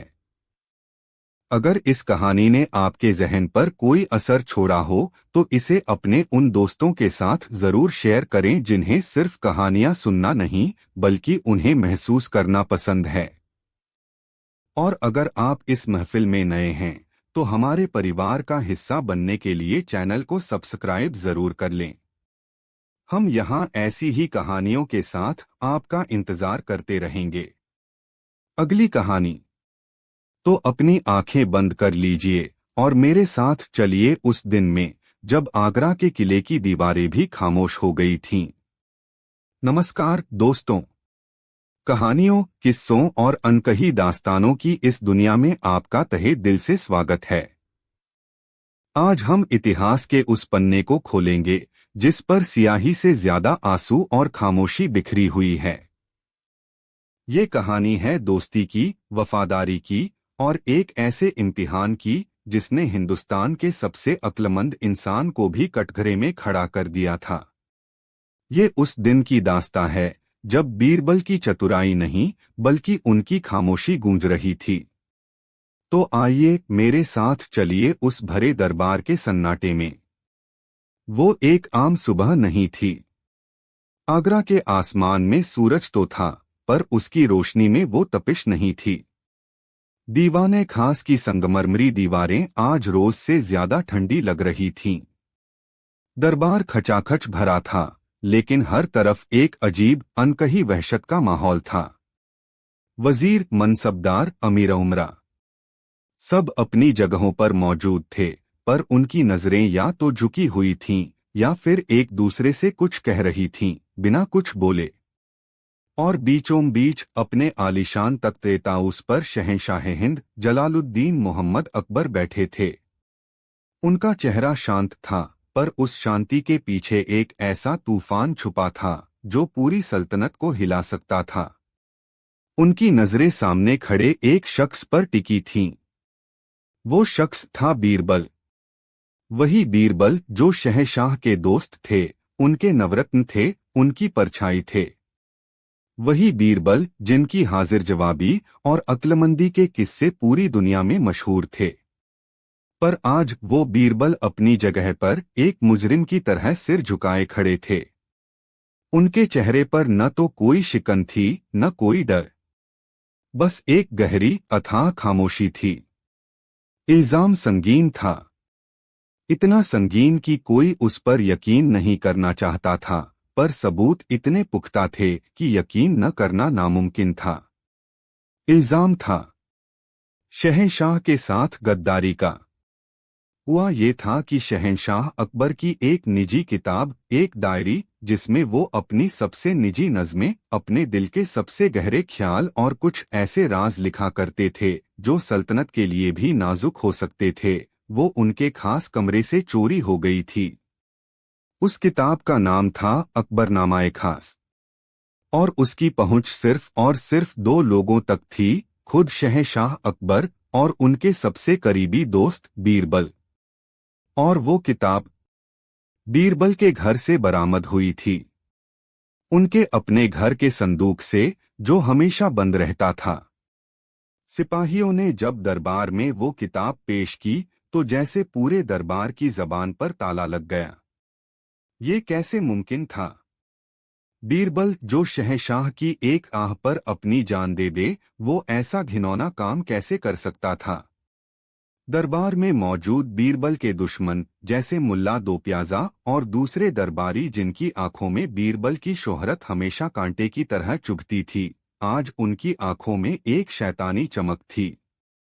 एक दरबारी, हकीम मिर्जा बेग, जो अपनी मीठी जबान और चालाक आंखों के लिए जाना जाता था, आगे आया और झुककर बोला, जहां पनाह, हम सब जानते हैं कि बीरबल आपकी आंखों का नूर हैं, पर नमक की कीमत नमक हलाल ही जानता है, नमक हराम नहीं। यकीनन बीरबल इस किताब को किसी दुश्मन सल्तनत को बेचकर बेशुमार दौलत हासिल करना चाहते थे। ये सिर्फ चोरी नहीं, ये सल्तनते मुगलिया की जड़ों पर हमला है। शहंशाह अकबर ने एक नज़र हकीम को देखा, फिर उनकी घायल नजरें वापस बीरबल पर आ टिकीं। उनकी आवाज में गुस्सा कम, दर्द ज्यादा था। बीरबल, ये सच है? पूरा दरबार सांस रोके उस एक जवाब का इंतजार कर रहा था। सब जानते थे कि बीरबल के एक ना पर शहंशाह दुनिया से लड़ जाएंगे। वो अपनी अक्ल से, अपनी दलीलों से इस झूठे इल्जाम के धागे बिखेर देंगे। पर बीरबल ने अपना सिर नहीं उठाया। उन्होंने कोई दलील नहीं दी। उन्होंने हाँ या ना में कोई जवाब नहीं दिया। वो बस खामोश रहे। उनकी ये खामोशी उनके इकरार से भी ज्यादा खतरनाक थी। वो कह रही थी, हाँ, मैं गुनहगार हूं। शहंशाह को लगा जैसे किसी ने उनके दिल में खंजर उतार दिया हो। जिस दोस्त पर वो अपनी जान से ज्यादा भरोसा करते थे, आज वो उनकी आंखों में आंखें डालकर अपनी बेगुनाही का दावा भी नहीं कर रहा था। बोलो बीरबल, कुछ तो बोलो। शहंशाह लगभग चीख पड़े। हमें बताओ कि ये एक साजिश है। हमें एक वजह दो तुम पर यकीन करने की। बीरबल ने धीरे से अपनी नजरें उठाईं। उनकी आंखों में न शर्मिंदगी थी, न डर। बस एक अजीब सी बेबसी थी, एक गहरा दर्द था।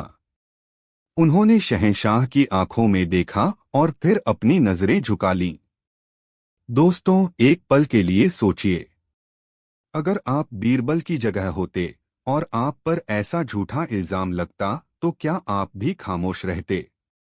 या अपनी बेगुनाही के लिए, अपनी दोस्ती के लिए, अपनी इज्जत के लिए लड़ जाते? आपकी आत्मा उस वक्त क्या फैसला लेती? अपने विचार, अपनी सोच नीचे कमेंट्स में मेरे साथ जरूर साझा कीजिए।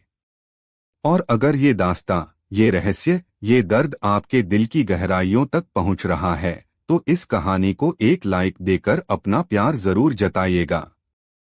आपका एक लाइक हमें ऐसी और भी रूहानी दास्तानों को आप तक पहुंचाने का हौसला देता है।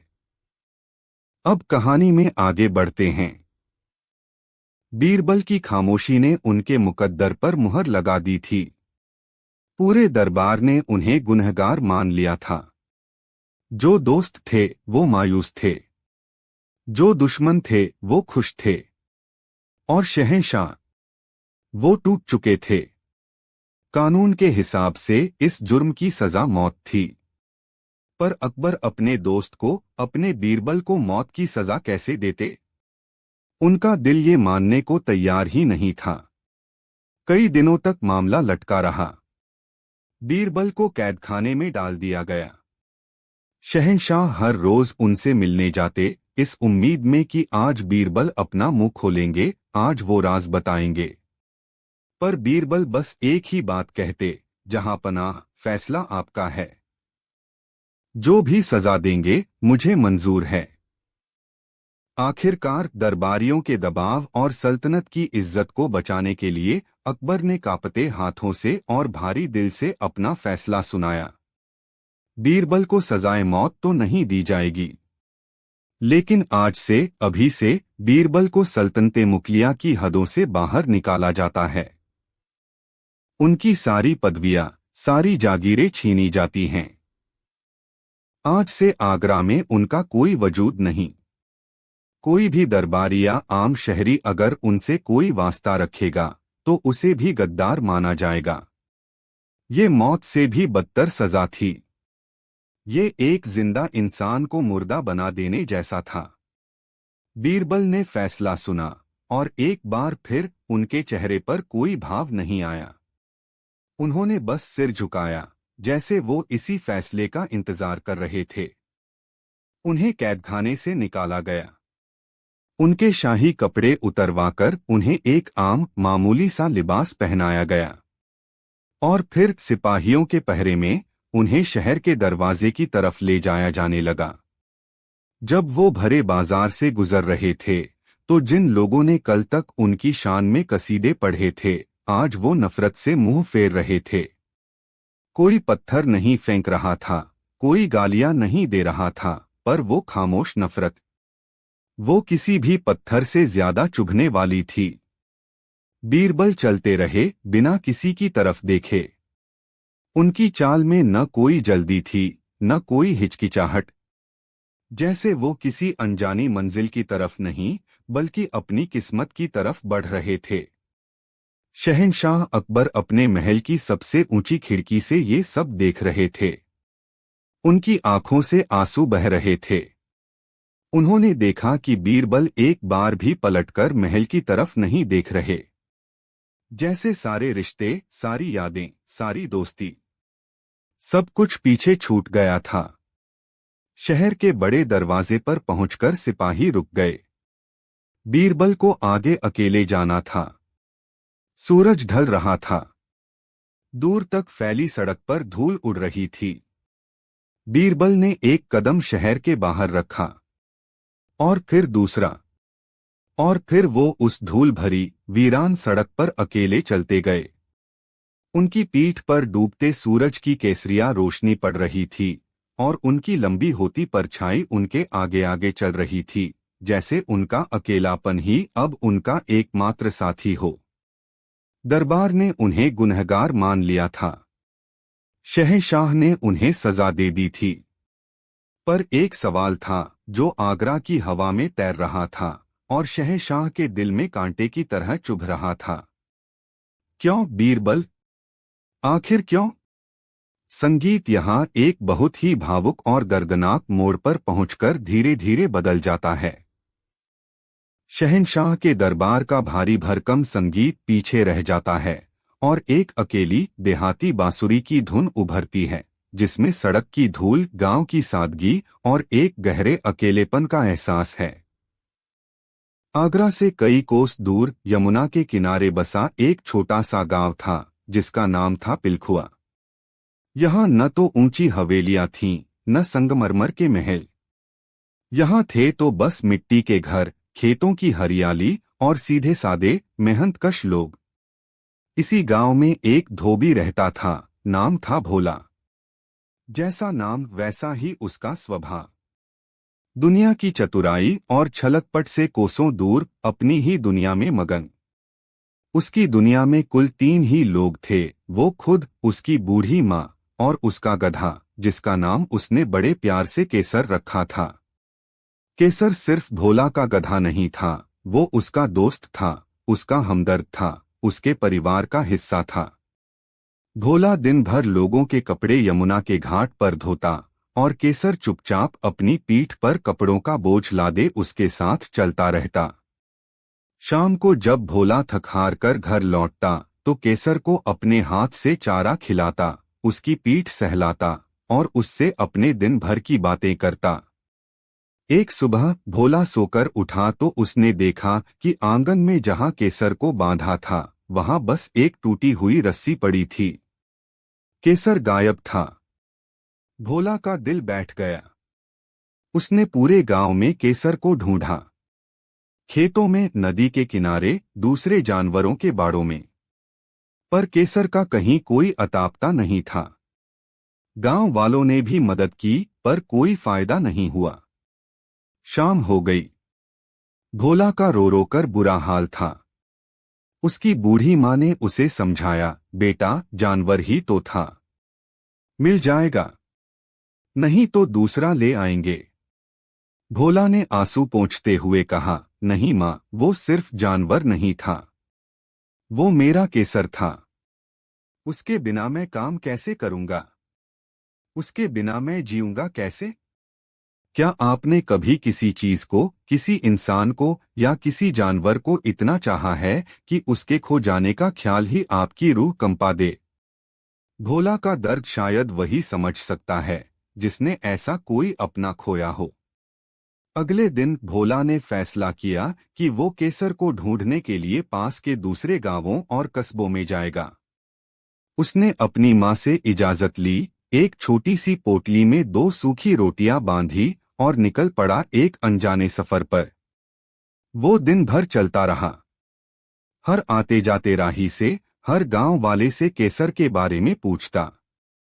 कोई कहता उसने एक गधे को पूरब की तरफ जाते देखा, कोई कहता पश्चिम की तरफ। भोला बेचारा कभी इस रास्ते पर भागता, कभी उस रास्ते पर। शाम होने को आई। वो थककर एक पेड़ के नीचे बैठ गया। भूख और थकान से उसका बुरा हाल था। उसे लगा कि अब उसका केसर कभी नहीं मिलेगा। वो फूट फूट कर रोने लगा। तभी उसे एक आवाज सुनाई दी, क्या बात है, नौजवान? क्यों इस तरह वीराने में बैठकर रो रहे हो? भोला ने सिर उठाकर देखा। सामने एक बुजुर्ग, फकीर जैसे दिखने वाले बाबा खड़े थे। उनके चेहरे पर सफेद दाढ़ी थी, आंखों में एक अजीब सी गहराई और शांति थी, और उनके लिबास पर सफर की धूल थी। ये बीरबल थे। सल्तनत से निकाले जाने के बाद वो भेष बदलकर यूं ही भटक रहे थे, बिना किसी मंजिल के। भोला ने रोते रोते उन्हें अपनी पूरी कहानी सुनाई। कैसे उसका प्यारा गधा केसर खो गया है और वो उसके बिना कितना अकेला है। बीरबल ने उसकी पूरी बात बड़े ध्यान से सुनी। उनकी आंखों में भोला के लिए एक सच्ची हमदर्दी उभर आई।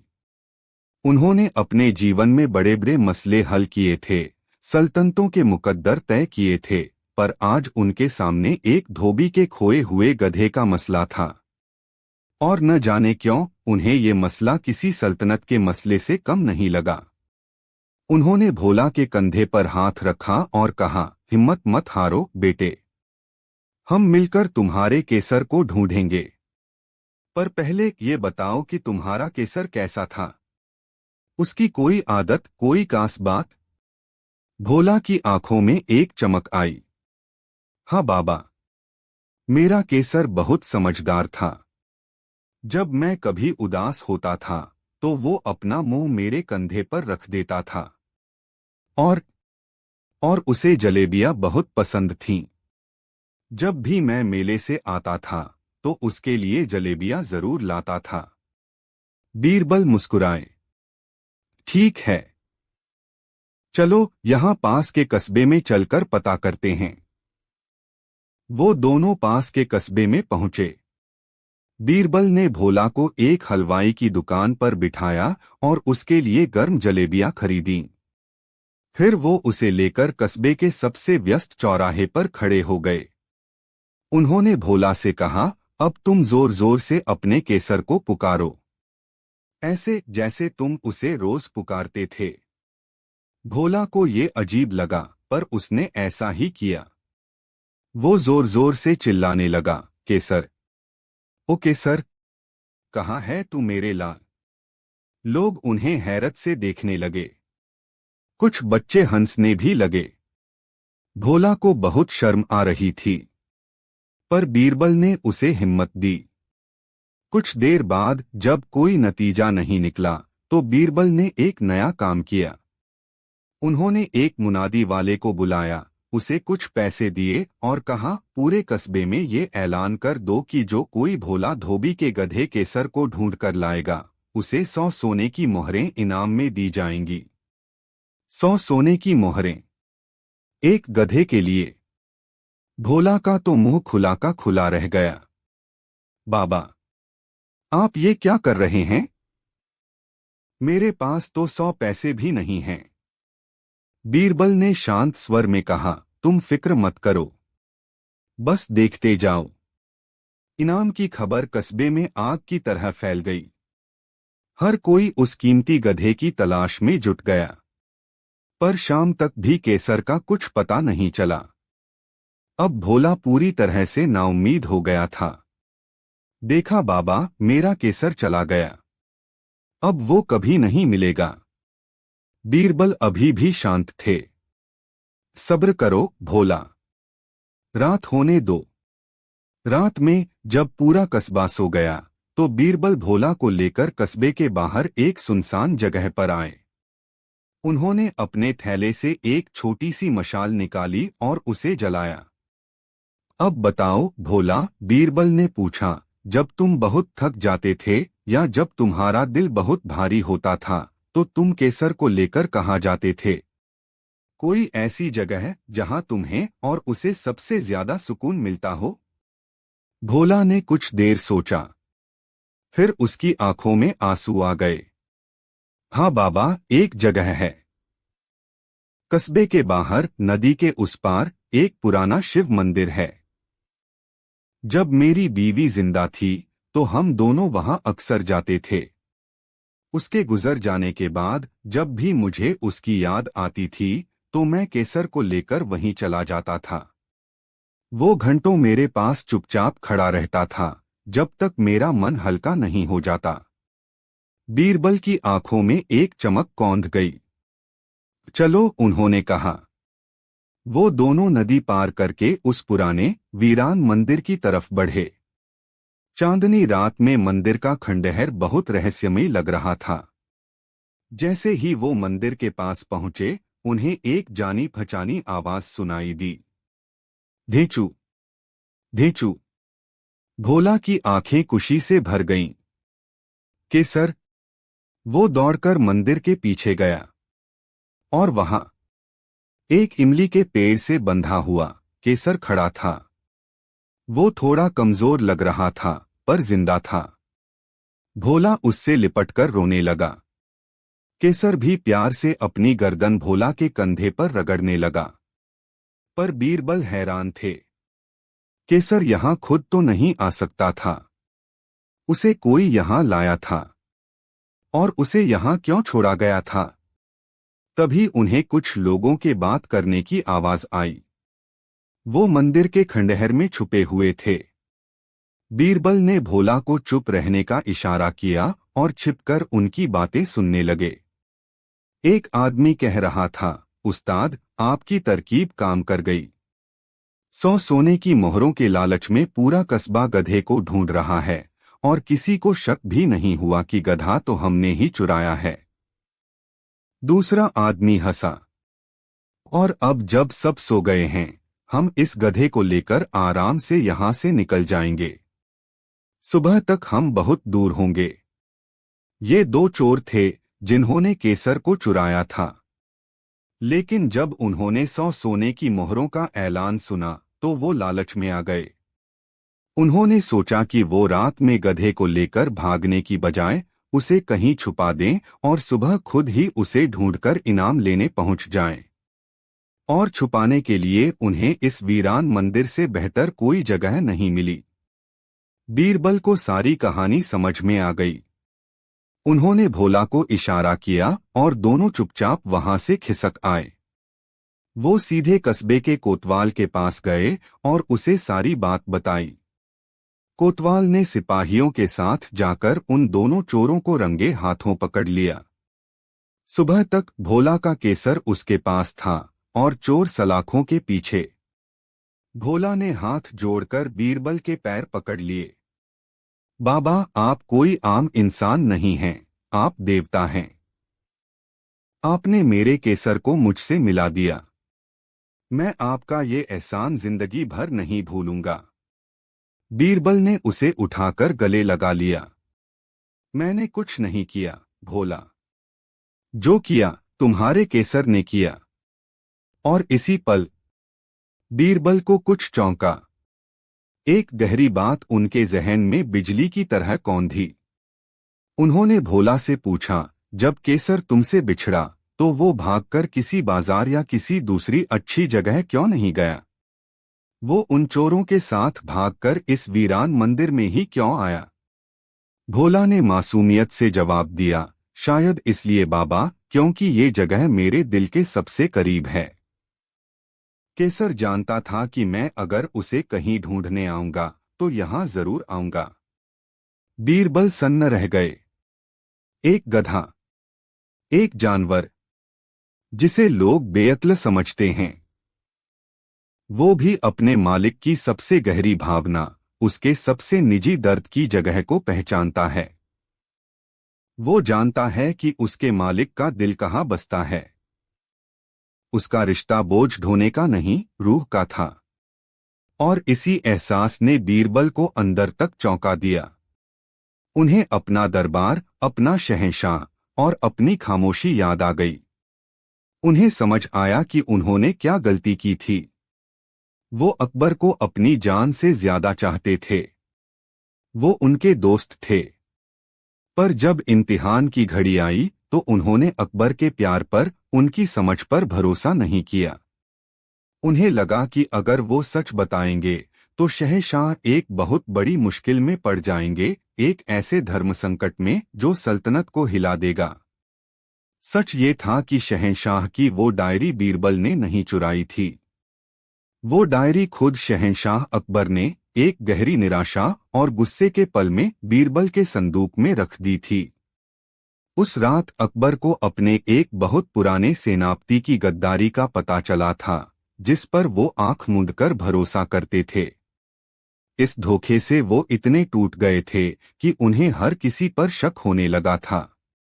उन्हें लगा कि इस दुनिया में कोई भी वफादार नहीं है। और इसी टूटे हुए दिल से उन्होंने अपने सबसे वफादार दोस्त बीरबल की वफादारी को परखने का फैसला किया। उन्होंने सोचा, देखते हैं, जब इल्जाम खुद पर आएगा तब बीरबल मेरा साथ देता है या अपनी जान बचाता है। उन्होंने खुद ही अपनी डायरी बीरबल के घर में छुपाई और फिर चोरी का नाटक किया। बीरबल को ये बात उसी दिन समझ आ गई थी जब उन्होंने शहंशाह की आंखों में गुस्सा नहीं बल्कि एक बच्चे जैसा दर्द और सवाल देखा था। वो समझ गए थे कि ये उनके दोस्त का एक इम्तिहान है। और अगर वो उस वक्त अपनी बेगुनाही साबित कर देते तो शहंशाह अपने ही बुने जाल में फंस जाते। वो अपने दोस्त की नजर में गिर जाते। उनकी दोस्ती हमेशा के लिए उस एक शक के बोझ तले दब जाती। इसलिए बीरबल खामोश रहे। उन्होंने अपने दोस्त की इज्जत बचाने के लिए, अपनी दोस्ती की लाज रखने के लिए सारे इल्जाम अपने सिर पर ले लिए। उन्होंने सोचा कि उनका अपमान, उनका बनवास शहंशाह के आत्मग्लानि के दर्द से कहीं छोटा है। लेकिन उस गधे केसर ने आज बीरबल को चौंका दिया था। केसर ने उन्हें ये एहसास दिलाया था कि सच्चा रिश्ता भरोसे पर टिका होता है, बचाने पर नहीं। भोला को अपने गधे पर भरोसा था और गधे को अपने मालिक के दिल पर। बीरबल को भी अपने दोस्त, अपने शहंशाह पर भरोसा करना चाहिए था। उन्हें अकबर को सच बताना चाहिए था और उन्हें उस दर्द और धोखे से बाहर निकलने में मदद करनी चाहिए थी, न कि उन्हें अकेला छोड़कर चले जाना चाहिए था। बीरबल की आंखों में आंसू आ गए। उन्होंने फैसला किया, वो वापस आगरा जाएंगे। सजा के लिए नहीं, माफी के लिए नहीं, बल्कि अपनी दोस्ती को वापस जीतने के लिए। बीरबल आगरा लौटे। वो सीधे दरबार में नहीं गए। उन्होंने इंतजार किया। कुछ दिनों बाद उन्होंने हकीम मिर्जा बेग और मुल्ला दो प्याजा को एक पैगाम भिजवाया, शहंशाह की डायरी का असली राज मुझे पता है और उसका सबूत भी मेरे पास है। लालची हकीम और मुल्ला ये सुनकर घबरा गए। उन्हें लगा कि बीरबल ने उनके खिलाफ कोई सबूत जुटा लिया है, क्योंकि वो दोनों भी उस सेनापति की साजिश में कहीं न कहीं शामिल थे। वो बीरबल से मिलने शहर के बाहर एक वीरान सराय में पहुंचे और वहीं बीरबल ने अपना जाल बिछाया था। शहंशाह अकबर भेष बदलकर पहले से ही वहां मौजूद थे। उन्होंने अपनी कानों से हकीम और मुल्ला को वो सारे राज उगलते हुए सुना जो उन्होंने अब तक छुपाए थे। सच सामने आ चुका था। अकबर को अपनी गलती का एहसास हुआ। उन्हें समझ आया कि बीरबल ने उन्हें बचाने के लिए कितनी बड़ी कुर्बानी दी थी। वो दौड़कर बीरबल से लिपट गए। दोनों दोस्तों की आंखों में आंसू थे। दरबार में बीरबल की वापसी हुई, पूरी शानो शौकत के साथ। शहंशाह ने भरे दरबार में अपनी गलती मानी और बीरबल से माफी मांगी। उस दिन अकबर ने बीरबल से पूछा, बीरबल, हम तो नासमझ थे, पर तुम तो अक्लमंद थे। तुमने हमें सच क्यों नहीं बताया? तुम्हें डर नहीं लगा कि हम तुम्हें हमेशा के लिए खो देंगे? बीरबल मुस्कुराए। उनकी आंखों में वही पुरानी चमक थी। जहां पनाह डर तो लगा था, पर आगरा से दूर एक गधे ने मुझे वो सबक सिखाया जो मैं भूल गया था। गधे ने? अकबर हैरान हुए। हाँ, जहां पनाह। उसने मुझे सिखाया कि विश्वास अक्ल से नहीं, दिल से किया जाता है। और जिस रिश्ते में विश्वास होता है, उसे दुनिया की कोई साजिश, कोई दूरी और कोई खामोशी तोड़ नहीं सकती। तो दोस्तों, ये थी कहानी एक खामोश इल्जाम की और एक बोलती हुई वफादारी की। ये कहानी हमें सिखाती है कि कभी कभी सबसे गहरी बुद्धिमानी भरोसे में होती है और सबसे बड़े सबक हमें सबसे छोटी और मामूली चीजों से मिलते हैं। आपको ये कहानी कैसी लगी? बीरबल का वो मौन त्याग, अकबर का वो पश्चाताप और केसर की वो अनकही दोस्ती। कहानी के किस हिस्से ने आपके दिल को सबसे ज्यादा छुआ? अपने दिल की आवाज, अपने अनमोल विचार नीचे कमेंट्स में हमारे साथ जरूर साझा कीजिएगा। आपके हर एक कमेंट का हमें बेसब्री से इंतजार रहता है।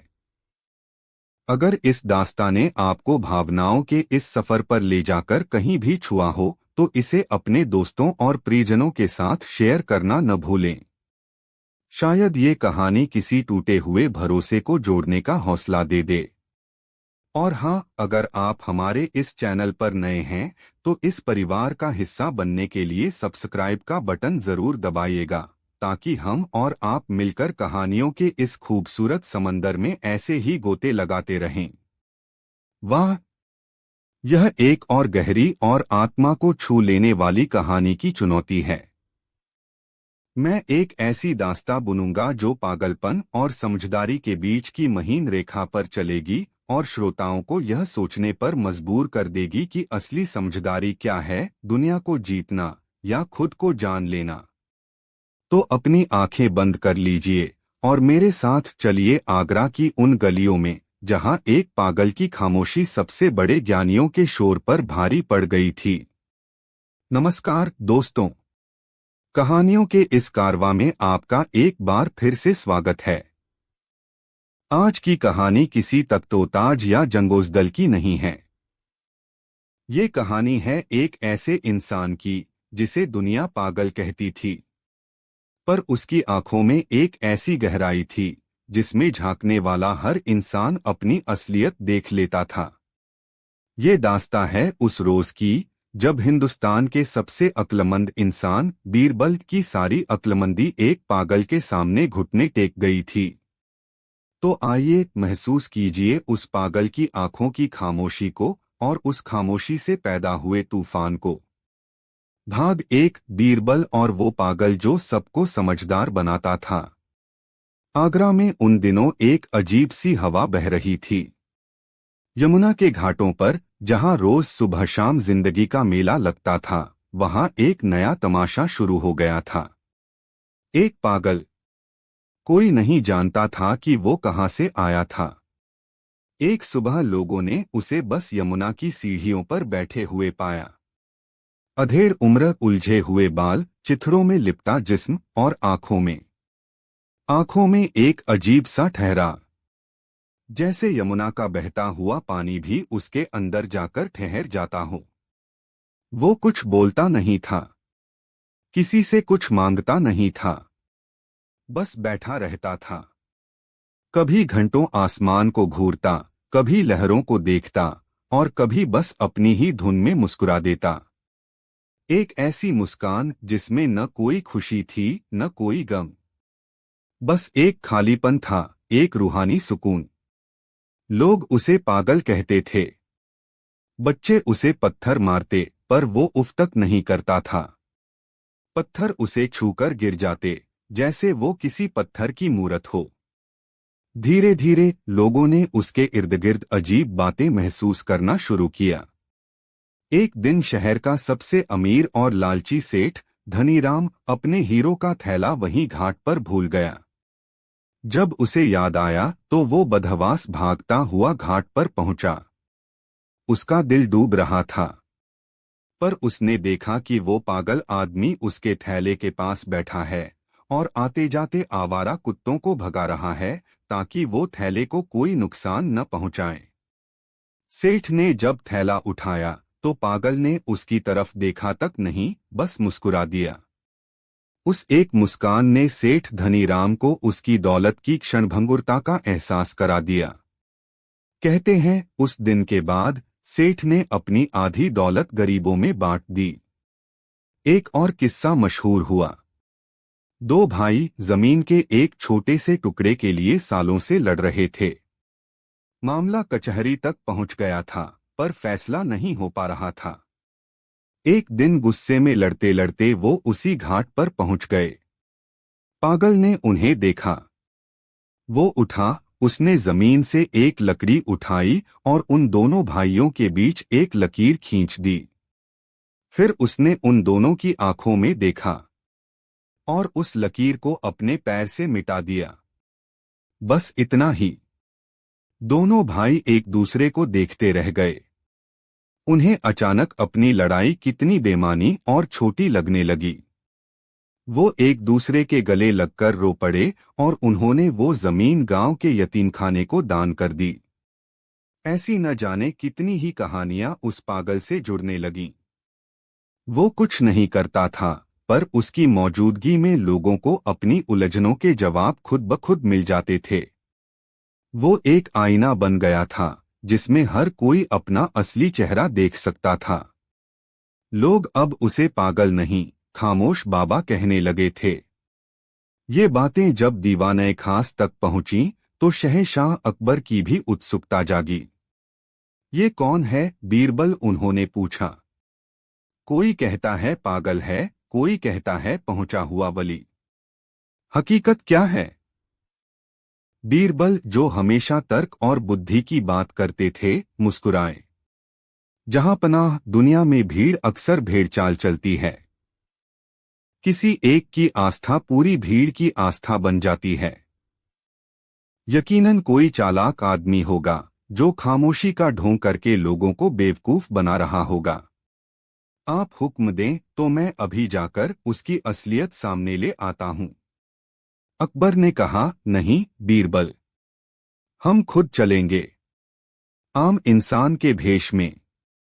हम भी तो देखें कि इस खामोशी में कितनी ताकत है। उस शाम अकबर और बीरबल दोनों आम व्यापारियों का भेष बदलकर यमुना घाट पहुंचे। उन्होंने दूर से उस पागल को देखा। वो वैसा ही था जैसा सुना था, दुनिया से बेखबर, अपनी ही दुनिया में गुम। बीरबल उसके पास गए। उन्होंने उससे बात करने की कोशिश की, उसे कुछ सवाल पूछे, उसे लालच देने की कोशिश की, पर वो टस से मस नहीं हुआ। उसकी आंखों में बीरबल के लिए वही खालीपन था जो बाकी दुनिया के लिए था। बीरबल की सारी चतुराई, सारी हाजिर जवाबी धरी की धरी रह गई। पहली बार उन्हें लगा कि वो किसी ऐसे इंसान से मिले हैं जिस पर उनके शब्दों का कोई असर नहीं हो रहा। अकबर दूर से सब देख रहे थे। वो मुस्कुराए। लगता है बीरबल, आज तुम्हारी अक्ल की तलवार भोथरी पड़ गई। तभी एक ऐसी घटना घटी जिसने इस मामले को एक खतरनाक मोड़ दे दिया। शहंशाह की सबसे छोटी और लाडली बेटी शहजादी गुलनार, जो अपनी चंचलता और हंसी के लिए पूरे हरम में जानी जाती थी, अचानक खामोश हो गई थी। कुछ हफ्ते पहले उसका सबसे प्यारा हिरण, जिसे वो बादल कहकर पुकारती थी, एक बीमारी से मर गया था। उस दिन के बाद से शहजादी ने हंसना छोड़ दिया था। वो बस अपने कमरे में चुपचाप बैठी रहती, न किसी से बात करती, न कुछ खाती पीती। उसकी आंखों की चमक कहीं खो गई थी। हिंदुस्तान के बड़े बड़े हकीमों और वैद्यों ने इलाज किया, पर कोई दवा उस पर असर नहीं कर रही थी। उसका मर्ज जिस्म का नहीं, रूह का था। अकबर अपनी बेटी की हालत देखकर अंदर ही अंदर टूट रहे थे। वो किसी भी कीमत पर उसकी हंसी वापस चाहते थे। तभी एक दिन मरियमुज़्ज़मानी, जोधाबाई, ने अकबर से कहा, क्यों न एक बार उस खामोश बाबा को महल में बुलाया जाए। सुना है उसकी मौजूदगी में बड़े बड़े गम हल्के हो जाते हैं। बीरबल ने फौरन इसका विरोध किया। नहीं जहांपनाह, ये हिमाकत होगी। एक सड़क छाप पागल को शहजादी के पास भेजना, ये उनकी तौहीन होगी। और अगर उसने कोई नुकसान पहुंचा दिया तो? पर एक बाप का दिल तर्क नहीं, उम्मीद देखता है। अकबर ने फैसला कर लिया। हम हर कोशिश करके हार चुके हैं बीरबल। अब एक ये आखिरी कोशिश भी सही। उस बाबा को कल महल में पेश किया जाए। दोस्तों, एक पिता की बेबसी को समझिए। जब दुनिया की सारी दौलत और ताकत भी आपकी औलाद के चेहरे पर एक मुस्कान न ला सके, तो इंसान किस हद तक जा सकता है? क्या अकबर का ये फैसला सही था? एक अनजान पागल इंसान पर अपनी बेटी की जिंदगी का दाव लगाना। क्या आप ऐसा करते? अपने दिल की आवाज नीचे कमेंट्स में जरूर लिखिएगा। और अगर ये कहानी आपको अपने साथ बहाकर ले जा रही है, तो इस सफर में हमारा हौसला बढ़ाने के लिए इस वीडियो को एक लाइक जरूर करें। आपके प्यार से ही हमें ऐसी अनकही दास्तानों को आप तक लाने की हिम्मत मिलती है। अगले दिन उस खामोश बाबा को महल लाया गया। वो वैसे ही शांत था।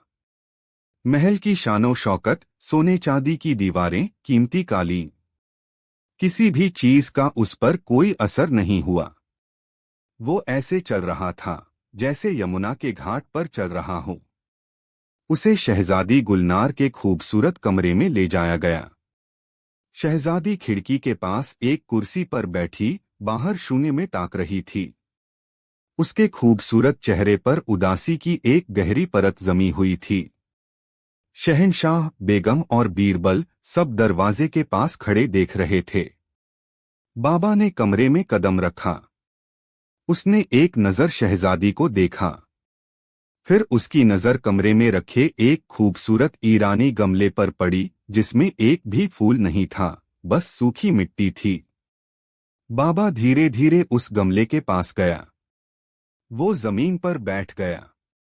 उसने दोनों हाथों से उस गमले की सूखी मिट्टी को बाहर निकाला और फर्श पर रख दिया।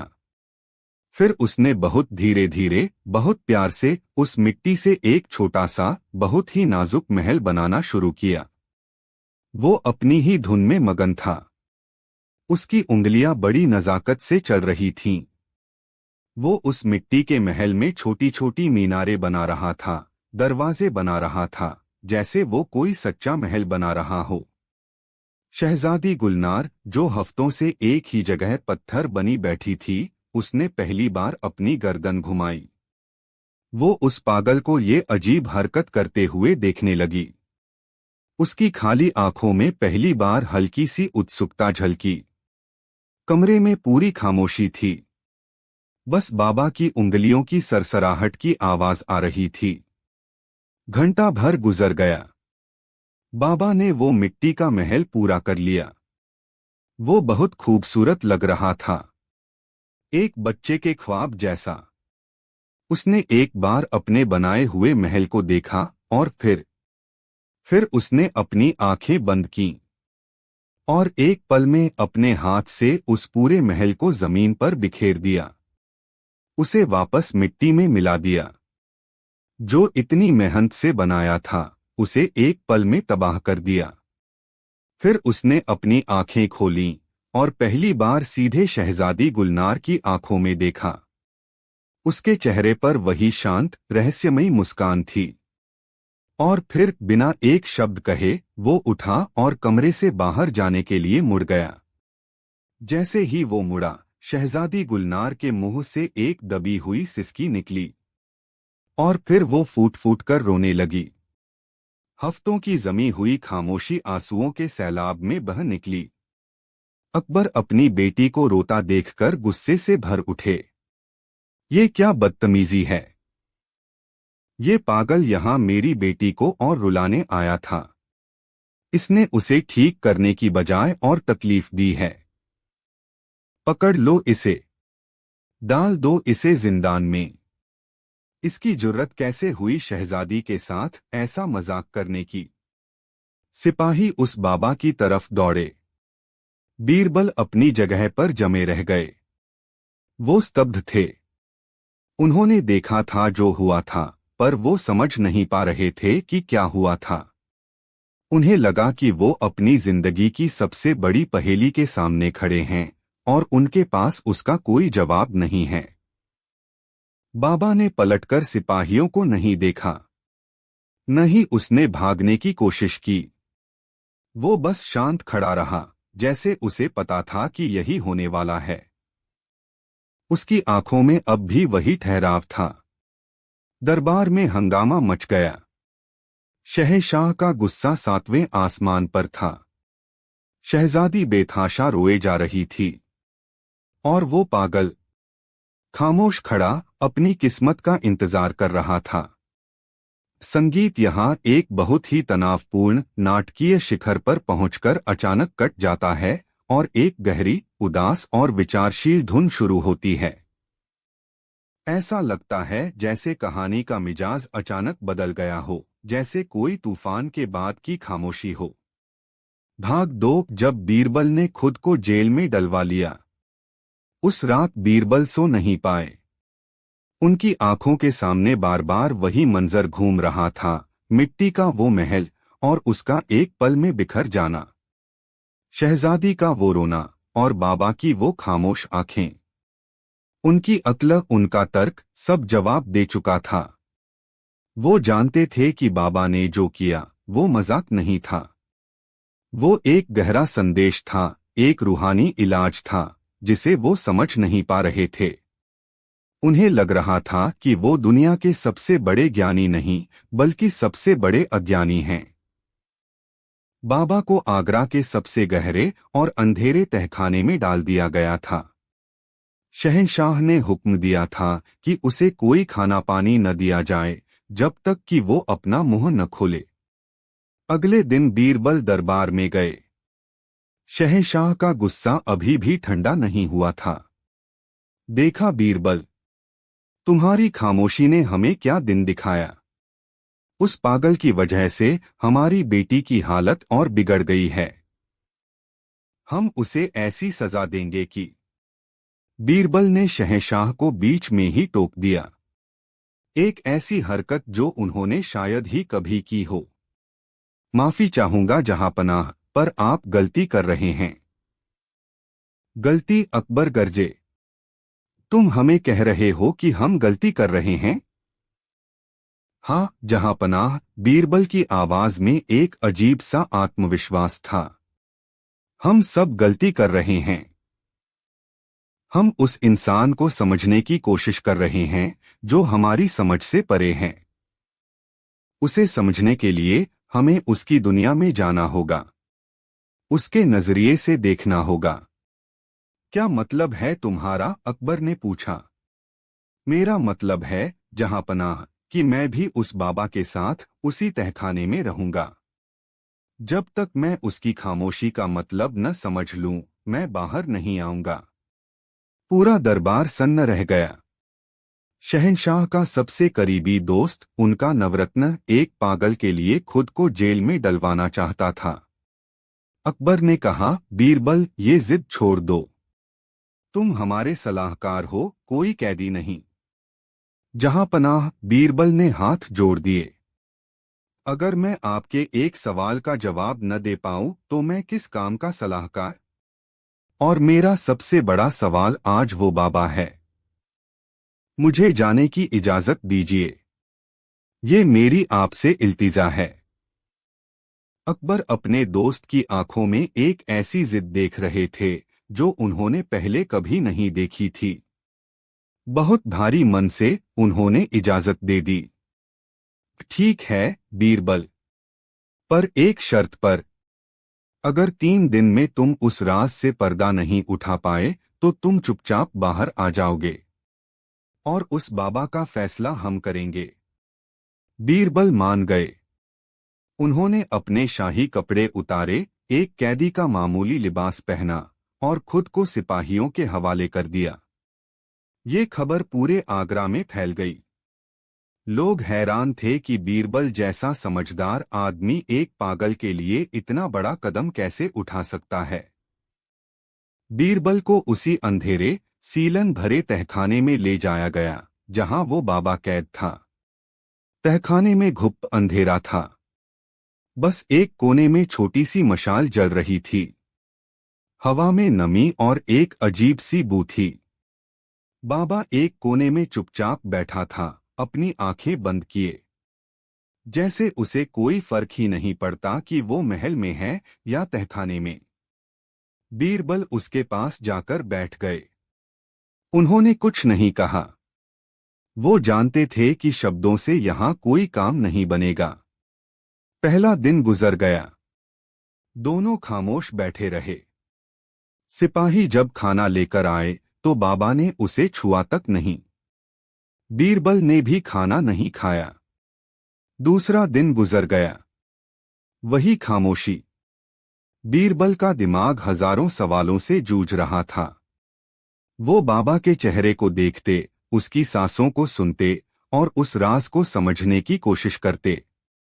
उन्हें लग रहा था कि उनका सारा ज्ञान, सारी किताबें, सारी विद्या इस एक खामोशी के सामने बेकार है।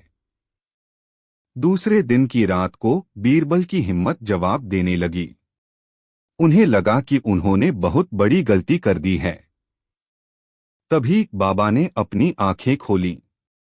2 दिनों में पहली बार उसने बीरबल की तरफ देखा और फिर उसने अपनी उंगली से जमीन की धूल पर कुछ बनाना शुरू किया। बीरबल अपनी सांस रोककर देखने लगे। बाबा ने धूल से एक छोटा सा, बहुत ही खूबसूरत फूल बनाया। फिर उसने उस फूल के बगल में एक तितली बनाई जो उस फूल पर बैठी थी। फिर उसने एक सूरज बनाया जो उन दोनों पर चमक रहा था। एक खूबसूरत मंजर। बीरबल मंत्रमुग्ध होकर देख रहे थे। फिर बाबा ने बीरबल की आंखों में देखा और अपनी हथेली से उस पूरी तस्वीर को मिटा दिया। धूल वापस धूल में मिल गई और उस पल बीरबल की आंखों के सामने जैसे एक पर्दा हट गया। उन्हें सब कुछ समझ में आ गया। मिट्टी का वो महल, धूल की ये तस्वीर, ये जिंदगी थी। हम सब अपनी जिंदगी में खूबसूरत महल बनाते हैं, रिश्तों के, उम्मीदों के, यादों के। हम उनसे दिल लगा लेते हैं। हम भूल जाते हैं कि ये सब मिट्टी का है, धूल का है। और जब वक्त का हाथ उसे मिटाता है तो हम बिखर जाते हैं। हम रोते हैं। शहजादी गुलनार ने भी अपने हिरण के साथ एक खूबसूरत यादों का महल बनाया था। जब वो महल टूटा तो वो टूट गई। वो उस टूटे हुए महल के मलबे में ही बैठी रही, आगे बढ़ने को तैयार नहीं थी। बाबा ने उसे कुछ नहीं कहा।